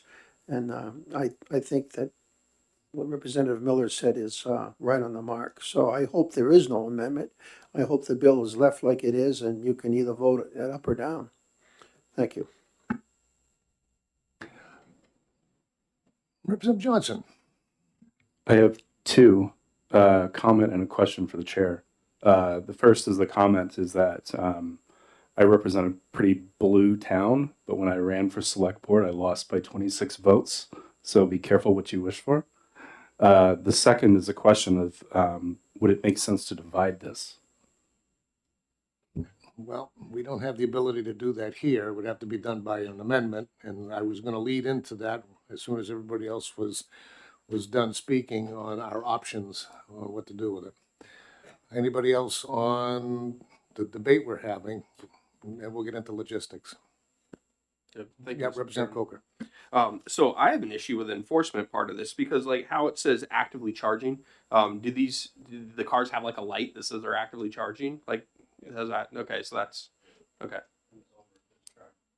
Yeah, there's fees that they get charged if they, by the charging company, if they're hooked up and fully charged. But like a police officer can like walk up and, or whoever enforcement could walk up and see that they're charging. Yeah, I think this is in the case if it's a regular combustion engine vehicle parked there, that becomes the. Yeah, the I mean, enforcement point. I don't love it, but my question, thank you. Anybody else? Okay, seeing none. I have to agree strongly with Representative Guyson. I have said since day one, since electric vehicles started becoming part of our daily conversation, that I don't think taxpayer money belongs anywhere near the refueling of people's personal vehicles. That being said, that's why I'm going to vote no on it. Two, I don't necessarily disagree with the enforcement about the parking situation. Although I do have a funny story for you. I was actually at a pizza place last week and I saw a petroleum truck, a tanker truck parked in an EV parking station. I really wanted to get the picture of that one, but I didn't have my phone on me. But the only thing we can do here is amend it. So, to separate it. It's unfortunate that the two got grouped up because they are really dissimilar topics. For us to do that, it will not get done today. So I don't know how strongly you are on this bill, but it would require us or somebody to volunteer to get the amendment and come back another day. Unless we can go ask really nice and OLS might get it to us for 4:30. I'll throw the options out there for you. Yep. Representative Sykes? Yeah, my question is,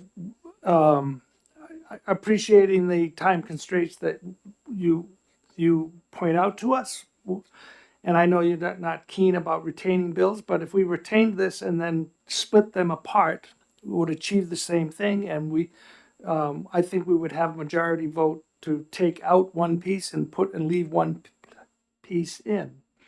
And that could be accomplished under retainment motion. So I'm going to suggest that my colleagues vote down the ITL, and right on top of that, I'll make a motion to retain. Can't do that yet, but we understand your intentions. Anybody else from the committee? Actually, I do have one question of our assistant. Brad, how are you? How many bills do we have retained so far? 6? Not that many. Comparatively speaking. Anybody else from the committee? Representative Pizarro? Oh, I'm sorry. I'm leaning to support the ITL motion. The only thing is I just don't recall a lot of the urgency or necessity of all of this at the moment. So I'm just wanted to say that. Representative Hill? I don't recall from the testimony why we have a minimum of $62, of which 20% is payable to the town where the violation occurred. Anybody fill me in on that? I saw Miller first, do you remember? Well, Representative Guyson will keep me honest, I suppose. My recollection was that we looked at the violation for a handicap parking space and went to 25% of it, and it was 250, so that became the 62. I don't recall there was a specific reason on the split, other than I think that was consistent with what historically the splits has been for other tickets. And Representative Guyson, will you keep me honest on that? Am I close? I see him shaking his head. So You're close. The other reason that they wanted to split disbursement was to encourage local law enforcement to enforce it by splitting the disbursement, because they were concerned that it wasn't being enforced by lack of attention, and by splitting disbursement, it would get the local municipalities' attention. Mr. Chairman? Yep, go ahead, Representative Hill. So I understand why we would split it. I'm trying to figure out what was magical about the $62 and the 20%. Well, I think you get an explanation where it came from, whether it's magical or not, I don't know. That would be my reason for voting against it. Anybody else? Yeah, go ahead, Representative Sykes. Thank you. So a couple of points. One, maybe Representative Guyson would withdraw his motion if we were going to go to a retainment, retaining the bill, which would then allow us to get the answer to Representative Hill's question about why $62. If we have those kinds of questions, that's the perfect example of why one would retain a bill, to get the answer to the question and fix it so that it's right. Again, I would point out that the purpose of the fine and having a combustion engine car in an electric vehicle spot being fined is to not take away business profit for private owners, which I think is a really important point. Yep. Anybody else? Let me think about this for a second.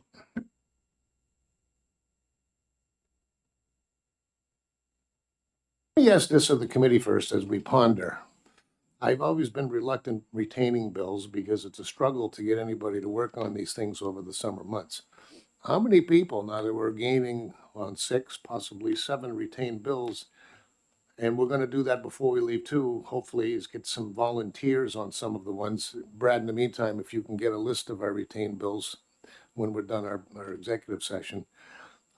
Just a quick raise of hands. Are we going to get some help with some of these subcommittees over the summer months? Look at that. Okay, all right. Well, hold on one second, thank you. Yeah, go ahead, Representative Hill. I guess my point is, it indicates when we have this many questions of a poorly written bill. So I would think this needs to be worked on by those who have an interest in it, and returned with another bill.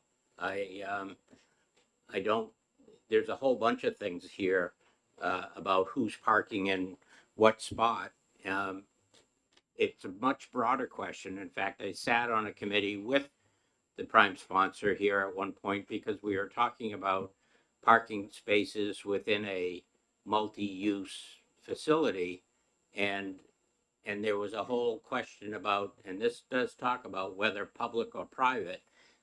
This was a huge issue when you got into situations of enforcement within a private facility, within private property.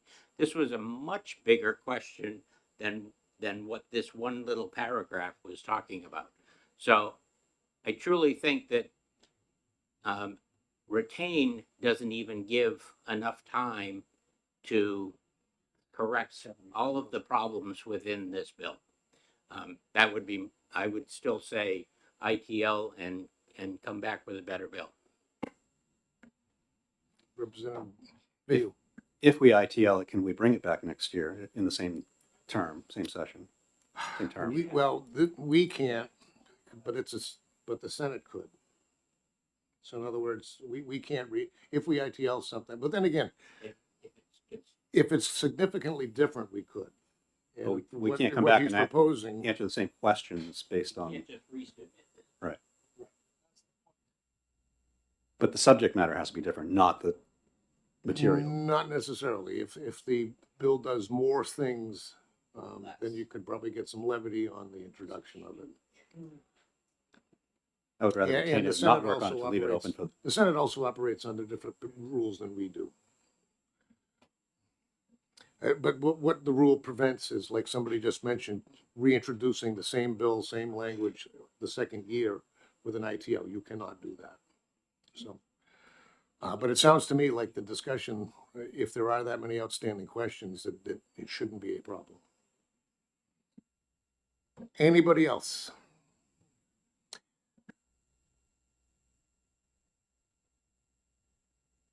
With nobody else, I'll ask the clerk to call the roll when she's ready. The motion is inexpedient to legislate on Senate Bill 272.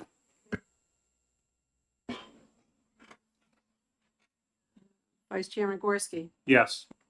clerk votes yes. Representative Hill, Yes. Representative Foot, Yes. Representative Patero, Yes. Representative Coker, No. Representative Giason, Yes. Representative Hamlin, Yes. Representative Sykes, No. Representative Sinclair, No. Representative Bayou, No. Representative Johnson, No. Representative Comandin, No. Representative Miller, No. and Chairman Walsh. Yes. 8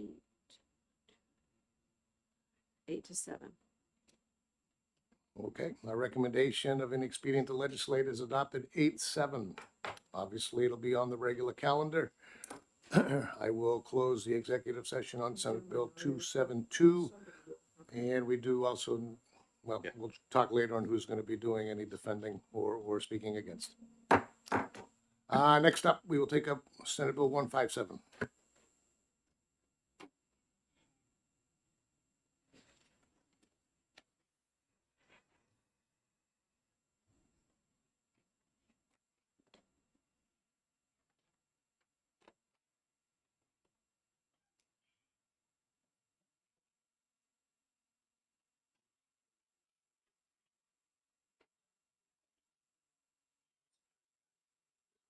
Yeah.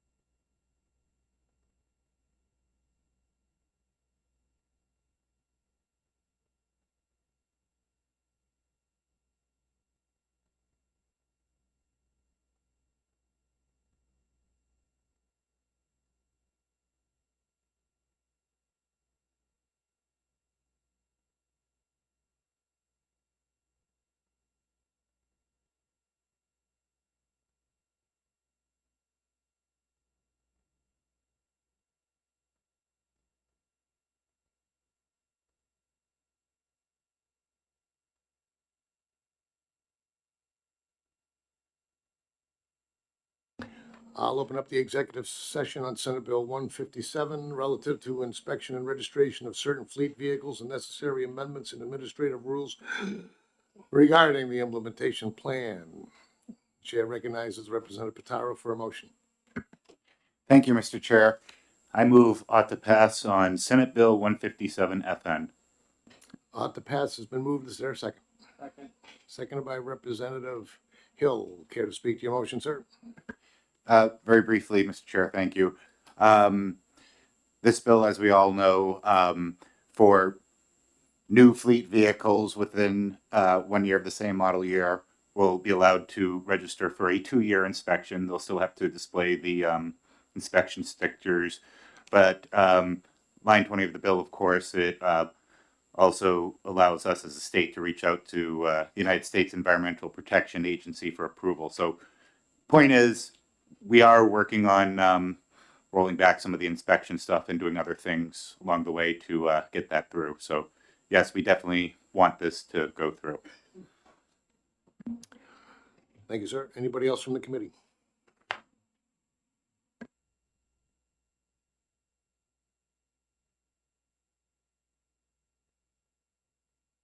Okay, without any other discussion, I'll ask the clerk to call the roll when she's ready. The motion on Senate Bill 157 is ought to pass.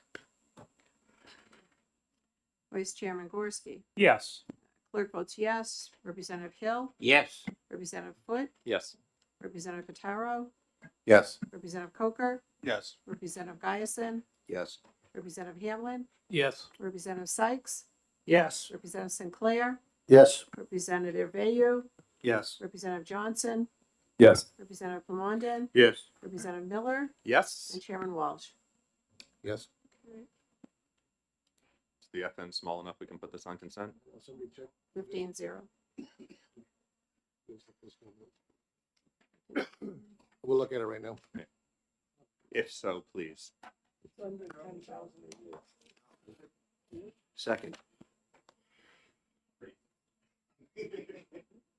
I don't know that I believe it, but it's.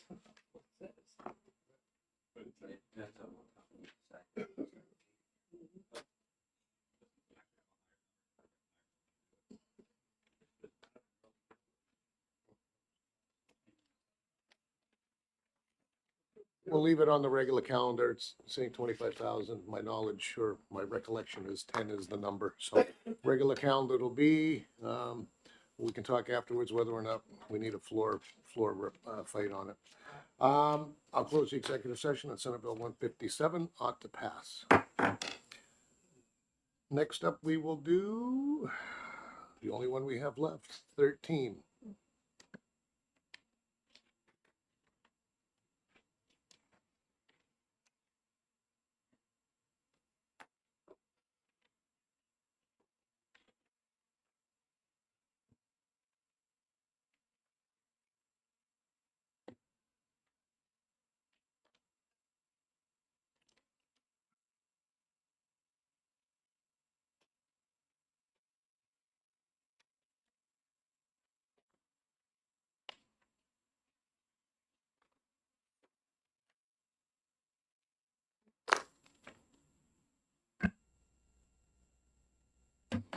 I'll open up the executive session at Senate Bill 13, which is invalidating out-of-state driver's license issued to undocumented immigrants. Chair recognizes Representative Gorski for a motion. Thank you, Mr. Chair. My motion is OTP and SB 13. Motion is ought to pass. Is there a second? Seconded by Representative Hill. Motion's ought to pass. Is it open to further amendment? Chair recognizes Representative Gorski to introduce an amendment. Thank you, Mr. Chair. I'd like to introduce Amendment 2025-1934H. Vice Chairman Gorski introduces 1934H. Is there a second? Seconded by Representative Hill. And I'll take this one for you, Representative Gorski. So what you have here, folks, is basically just a pared down amendment of House Bill 452, which has already passed the House and in possession of the Senate. I'm not sure where it's gonna go in the Senate, and so just to be on the safe side, I figured I'd simplify the language and attach it to Senate Bill 13, which we already know has passed the Senate. What it does is it just verifies what we believe to be the case for quite some time, is that the only people getting New Hampshire driver's licenses, people that had pending asylum cases were not getting driver's licenses. Later time, we found out that changes when they have a work authorization. So this also removes the ability of the work authorization to be recognized. Again, this is the same language that was in 452. It's already a House position. I'm just playing a little strategy move by putting it on a Senate bill, just in case its standalone ability in the Senate falters. So I'll leave it at that. Anybody else on the amendment? Representative Sykes? No?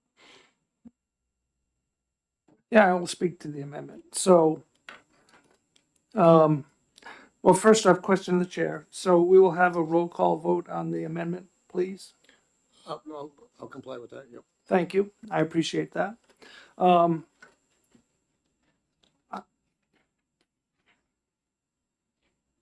I'll save my comments until the end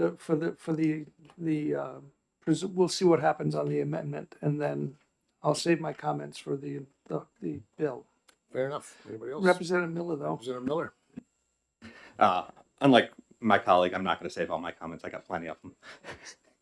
We have learned that. I am what I am. I will keep it brief, though. I do appreciate that this previously passed through this committee and that was adopted on the floor of the House.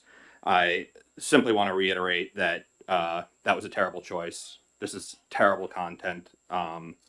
These are policies that do not make us safer. They are policies that do not benefit the state of New Hampshire nor our citizens and constituents. And they are policies rooted in hate and catalyzed by rage at families. You're I'm assigning not- a motive now. I'm not trying to assign motive. I'm speaking to the outcome of what they are. Well, I Then I will believe- retract that comment. I Thank you. apologize. I feel like at the end of the day, the outcome of these policies is creation of division within our society, creation of a more dangerous environment, certainly not one that improves safety, and creation of an environment where people have to learn to fear that they might suddenly find themselves unable to participate in our society because they're being singled out in ways that are inappropriate. Thank you. Anybody else from the committee? Representative Pataro. Driving is a privilege, it's not a right. Yeah, and I'll chime in too, because this has got nothing to do with hatred. There's report from our immigration authorities. To claim asylum in the United States of America, you truly have to be in fear of your life. Coming here just seeking a better life is not legitimate asylum. There are other ways to do that. If you just want to immigrate to this country, then go through the State Department and get in line like everybody else does. What we saw for the last 4 years was criminal. And for millions, 14 million is the latest accurate or estimate, I should say, of how many people came across the border the last 4 years. Most of them claiming asylum from 171 different countries, answering a few questions at their pre-screening and then getting their lawful presence waiting for their court date. All this does is says that once it's proven, well, let me back up for a second.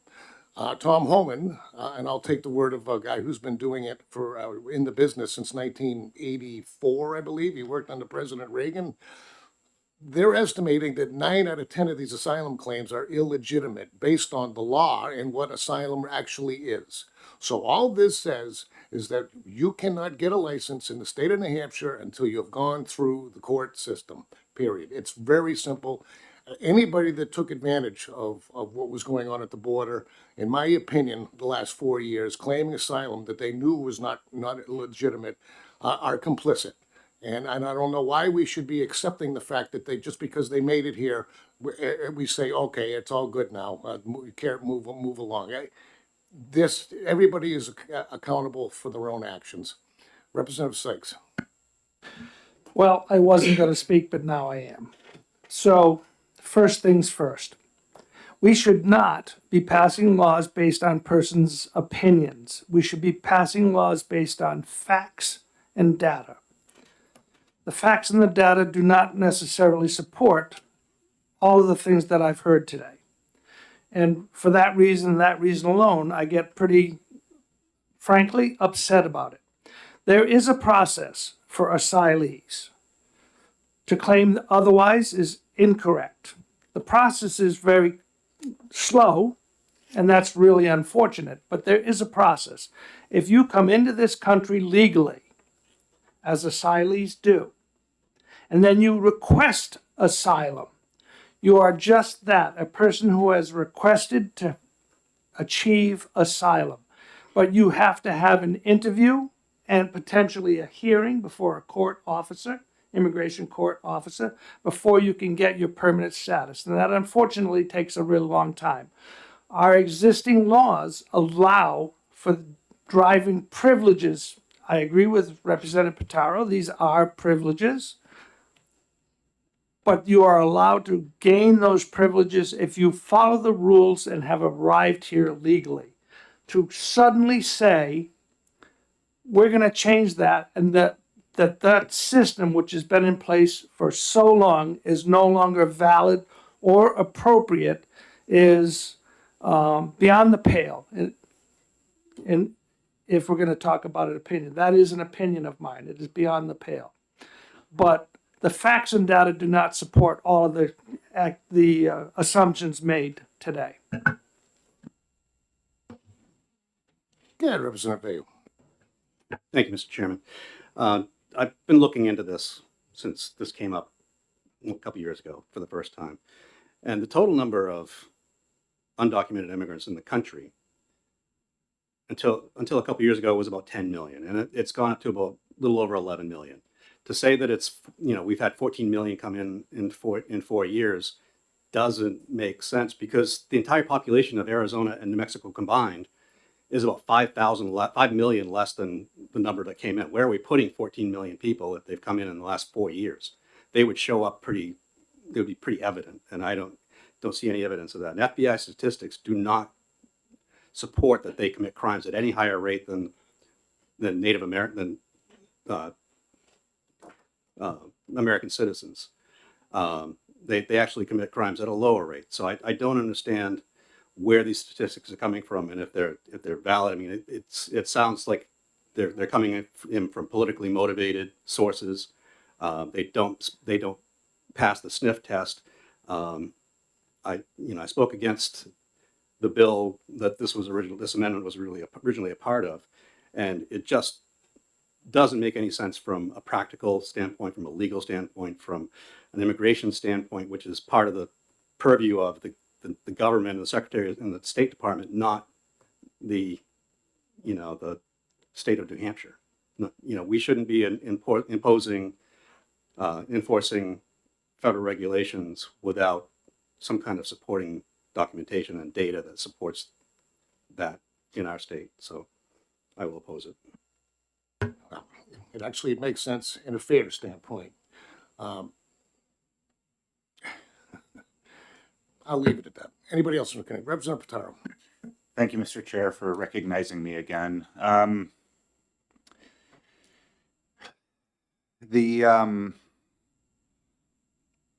Just 1 second, is that for years and years and years, the United States at all levels of government has been sending out signals globally, welcome, come on in, free whatever. Now the tides have turned. We're sending a signal that, by definition, if you're an illegal alien, that is a crime. The illegal aliens who are here, they're now working on programs to pay them to get out. New Hampshire is a border state. We have a border with Canada. And New Hampshire is the most beautiful state in the entire United States of America. So we want to enforce our laws, and we want to send out the signals that we will be enforcing our laws. And, I'm all for legal immigration, but there has been so many bad signals going on. We want to send the correct signal. That's my thought. Representative Coker. Thank you, Mr. Chair. So, a couple of years ago when we first saw something similar to this, I went in and I struggled with this a little bit. And one of the things that really struck out to me is that, 1990, there was like 8,500 asylum seekers that applied. 2022, 2023, there's 260,000, 478,000. The amount of vetting that they do is nowhere near, and their ability to do is nowhere near adequate, in my view, to start issuing these kind of privileges to people. I mean, the system's it's out of control, and I think it's a good idea to tamp it down until we get it figured out a little bit better. It's a shame, and because I think asylum has its place, but it's been taken advantage of, in my opinion. You know, just as a thought too, the reason the delay, well, first of all, everybody mentions, and I did too, there is a pre-screen that goes on when they enter, well, get to a port of entry. You know, and sometimes they do have a hearing at the border before they're granted their lawful presence. If the vetting at the border was that good, why do they still need a date in the immigration courts? They haven't proven anything at pre-screening. If that was the magic button, then the court date wouldn't be needed, and off everybody goes. Now, in terms of disputing some of the numbers, I think, well, just looking at history here, just to back up the numbers, there was a bill introduced a few times by our ranking member that tried to close the gap between the time or the year when a person used to get a temporary work authorization and the increase in time that it's taking. Now I'm here, it's taking 6, 8, maybe 10 years to get your court date. So I think the proof is there that the numbers have gone up in terms of people claiming asylum here. And again, we won't know until that's legitimate until that court date. Representative Sykes. Thank you, Mr. Chairman. Couple of clarifying points. First off, bills that I've introduced in the past were just to try and close the gap for asylum seekers, and only asylum seekers. It had nothing to do with undocumented persons. And as a point of correction, asylum seekers are following the law. They are neither undocumented nor are they illegally present in the country. They are legally present in the country, they're following the law, and they're following the system. And to arbitrarily, and that's exactly what this this amendment will do, it will arbitrarily say that in this state and this state only, we will no longer grant driving privileges to this class of persons in our state. It is antithetical to the very founding premise of our country. It's shocking to me that we're even considering doing this, that we would take people who are here legally, following the system, doing everything right the way they should, and we're going to say, well, we gave you a driver's license in the past, but we're not going to do it anymore because we're not going to. What was shocking was to watch what happened at the southern border for the last 4 years. That was truly shocking. Anybody else from the committee? Representative Miller. Thank you, Mr. Chairman, for recognizing me again. I would just want to point out we are debating the amendment, which is specific to those with pending asylum cases and non-resident asylees, not those who have crossed potentially without appropriate documentation. And the second point is, as a state, we are obligated to observe and uphold immigration law from the federal government. We are not in a position to change it. And this doesn't explicitly change immigration law, I recognize that, but to create a subset, a separate class, a subset of our residents based on specifically around immigration law seems antithetical to what our role should be. Thank you. Very good point. But just think of how quick it'll be when we get to the underlying bill. Anybody else on the amendment? Seeing none, I will entertain, or I will honor the request for a roll call on the amendment. This is to adopt amendment number 193H. When the clerk is ready. Vice Chairman Gorski, Yes. clerk votes yes. Representative Hill, Yes. Representative Foote, Yes. Representative Patera, Yes. Representative Coker, Yes. Representative Giason, Yes. Representative Hamlin, No. Representative Sykes, No. Representative Sinclair, No. Representative Bayou, No. Representative Johnson, No. Representative Comandon, No. Representative Miller, No. and Chairman Walsh. Yes. 8-7. So the Amendment is adopted 8-7. So the motion before us now is ought to pass as amended on Senate Bill 13. Anybody from the committee wish to speak? Representative Abe. Thank you, Mr. Chairman. I don't usually say a lot more than, making a few points on bills in committee. Usually try to save the balance of what I say for the House floor, because I just don't think I can be that persuasive in the committee to change anybody's mind here. But I need to kind of speak about what informs the way I think about these things. Bills like this, we always ask, what problem are we trying to solve? What's the rationale? We're told that undocumented immigrants, imposter asylum seekers are flooding our borders. We call them illegal aliens. I praise this bill for using the term undocumented immigrant. That they bring crime, they bring drugs, they bring unsavory elements. Crime statistics, from the FBI do not support that. However, I think there's enough diversity in this room that we probably shouldn't need a history lesson, but I'm going to give one anyway.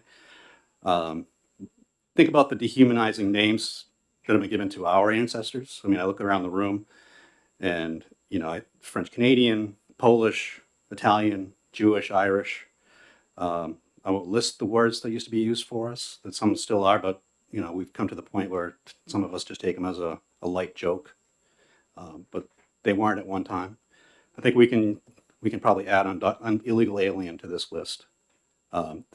These terms are used to dehumanize people. It doesn't matter.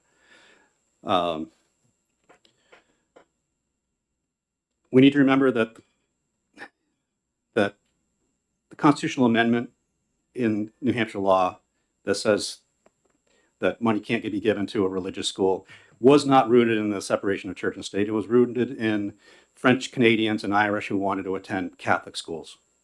The French wanted to attend French-speaking Catholic schools, and that was offensive to the English-speaking groups in New England. It was called the Bain Amendment, and that's how we ended up with a ban on funding religious schools in this state. We also need to remember that the first daylight march of the KKK happened in 1923 in Milo, Maine. It did not happen in Mobile, Alabama. And it was to protest French Canadians being employed in the mills in Maine. Is there crime with these groups? Yeah, there's crime. Do they represent the entire community? No. Did Al Capone represent the entire community of Italians? Whitey Bulger, Howie Winter, Donald Calhoun represent the Irish? No. Meyer Lansky, the Jewish and Polish? No. They were just small segments of society, of that community.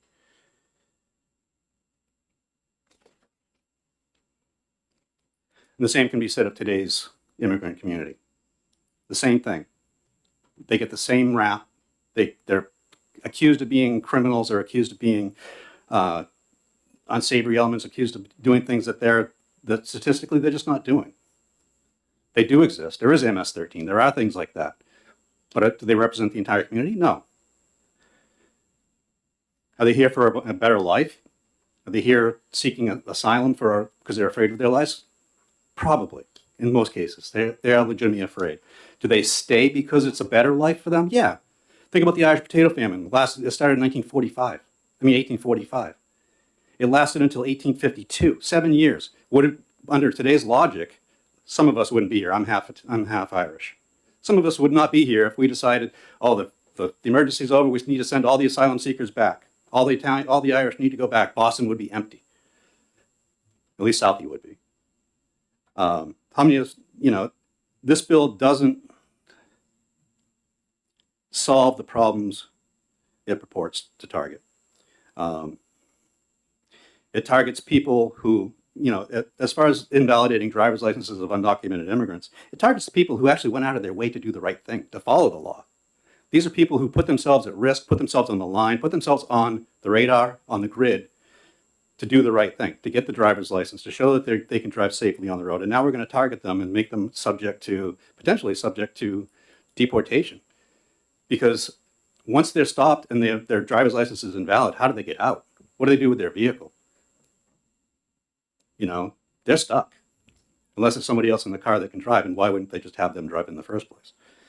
So if we look at how the problems that this bill solves, I don't see what it does. I don't see how it solves a problem that we're targeting here, or purportedly targeting. And what does that mean for the underlying motive of the bill, if that's the case?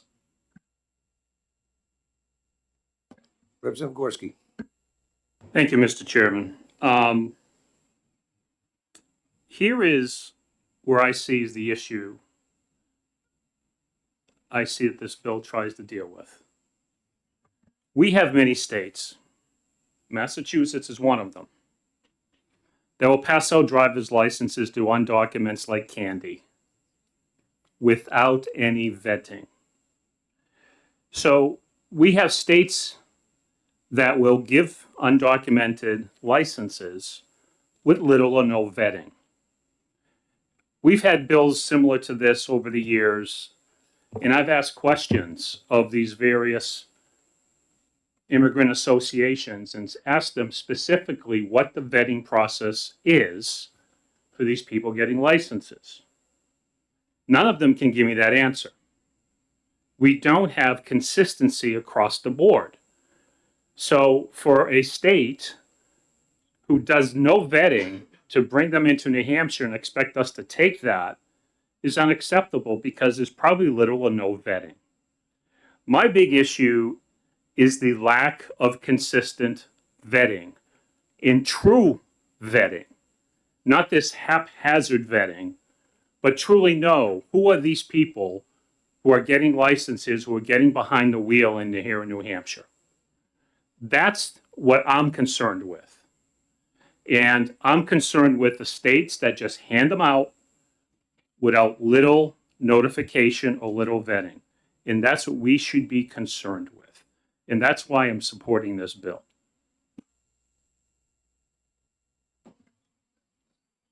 Yeah, Representative Vale.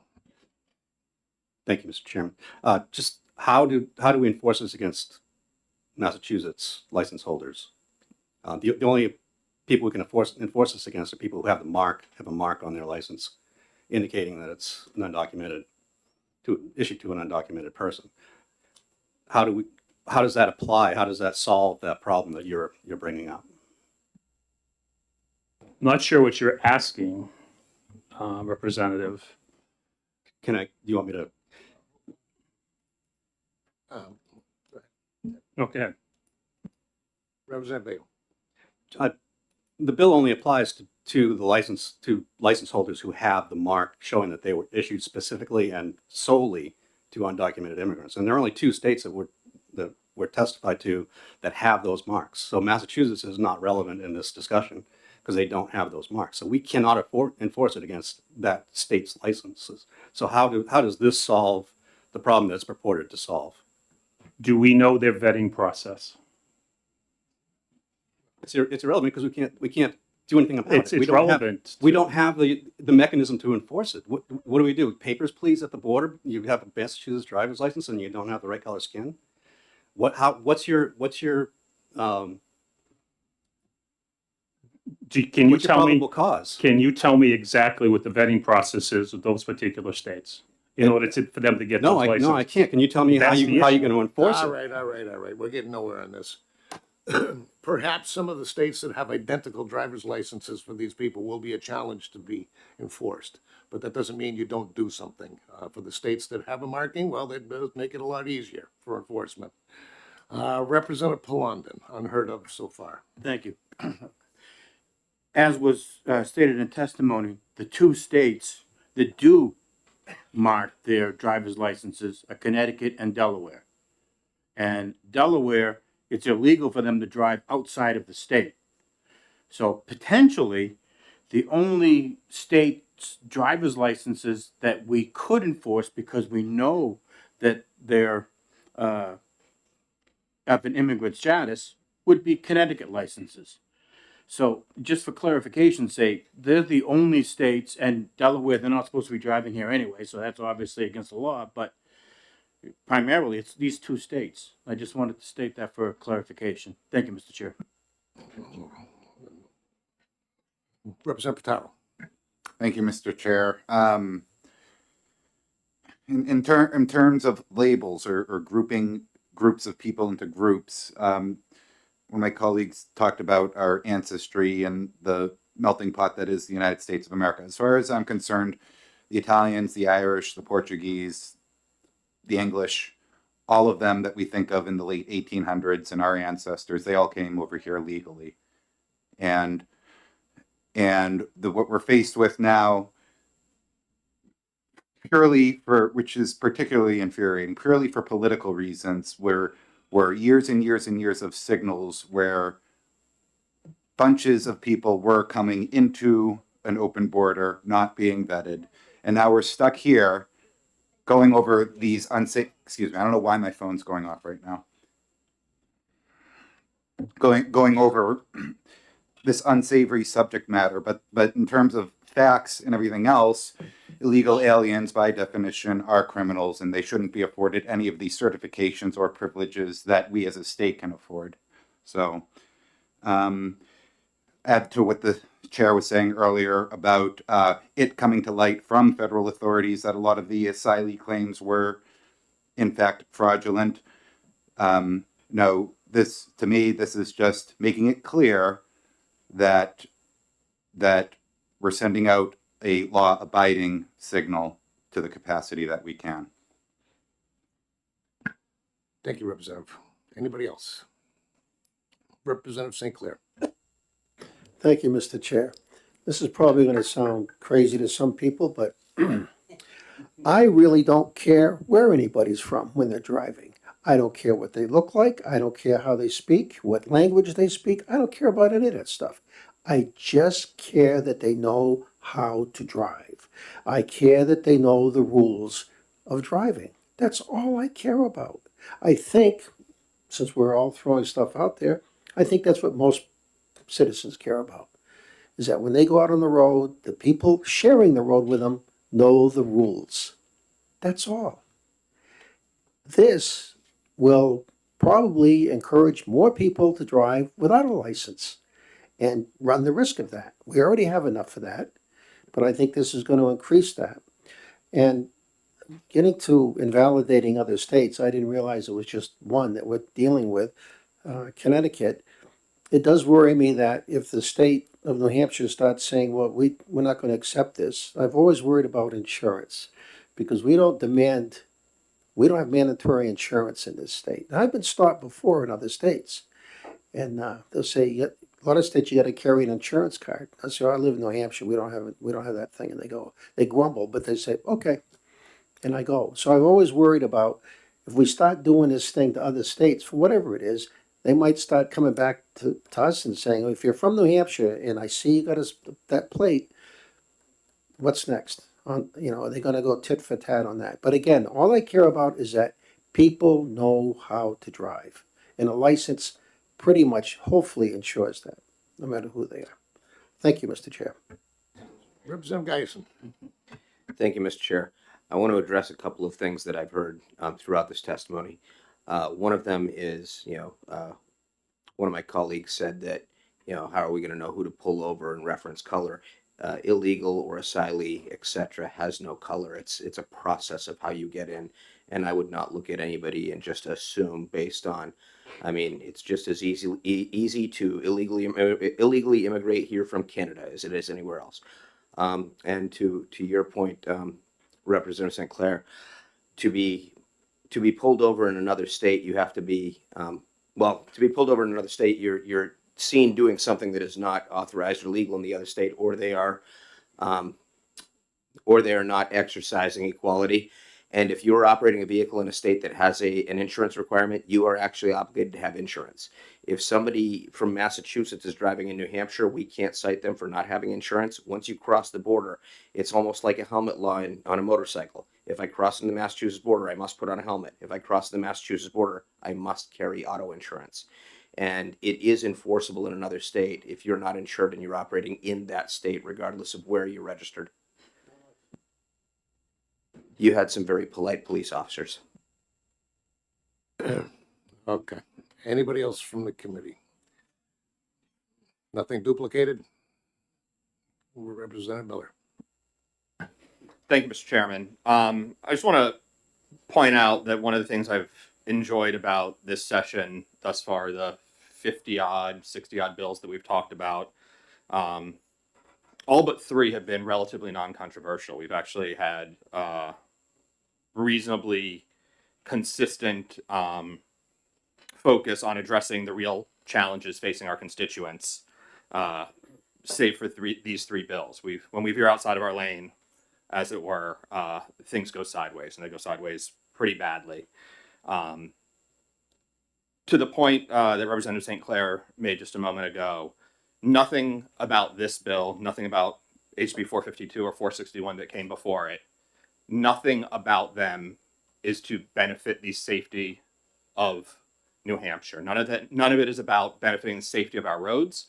None of it is about improving or ensuring that people on the road are following the laws of the road and know how to drive. That is what the primary purpose of a driver's license is. It is demonstrating to the authorities that you understand the rules of the road and that you agree to operate within them. It also provides some version of identification in some cases. But to the point of there has been no vetting, we don't know who is carrying these cards. At the end of the day, a driver's license is not an immigration document. A driver's license, again, is to prove that you have demonstrated to the regulatory authority that you understand how to operate the motor vehicle within the rules of the road. And so they're not using it to vote. They're not using it for any of these other things, simply to operate a motor vehicle. And so at the end of the day, I just have to say that we are once again passing a law that offers no discernible value to our constituents in the Granite State. We are, and I imagine it's going to pass, which is terribly disappointing, but we are once again doing something that is a disservice to safety on our roads and is a disservice to our constituency. Thank you. Representative Sykes. Thank you for your indulgence, Mr. Chairman. I would like to just reemphasize the point that this bill, as amended, essentially has 2 separate parts. And unfortunately, in much of the discussion today, we have conflated other national issues into trying to fix it with this bill, but it doesn't do it. As written, this will not fix any of those conflated issues. And again, this driver's licenses are, as Representative Miller so eloquently put it, it's about driving privileges and the demonstration to the appropriate state authorities that you know how to drive and you meet their requirements.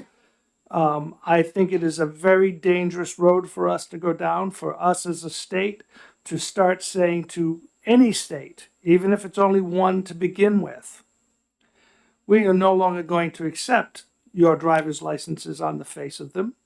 We just won't. And then how much longer before the whole compact system of which we are all so terribly dependent upon begins to crumble? Anybody else? Representative Johnson. Thank you, Mr. Chairman. Very briefly, 2 points. One, on the issue of safety, moving these people from the driver's seat to the passenger seat does not make us safer on the roads. The second, with respect to immigration, this is not actually a solution. No one is going to self-deport themselves over this law. Thank you.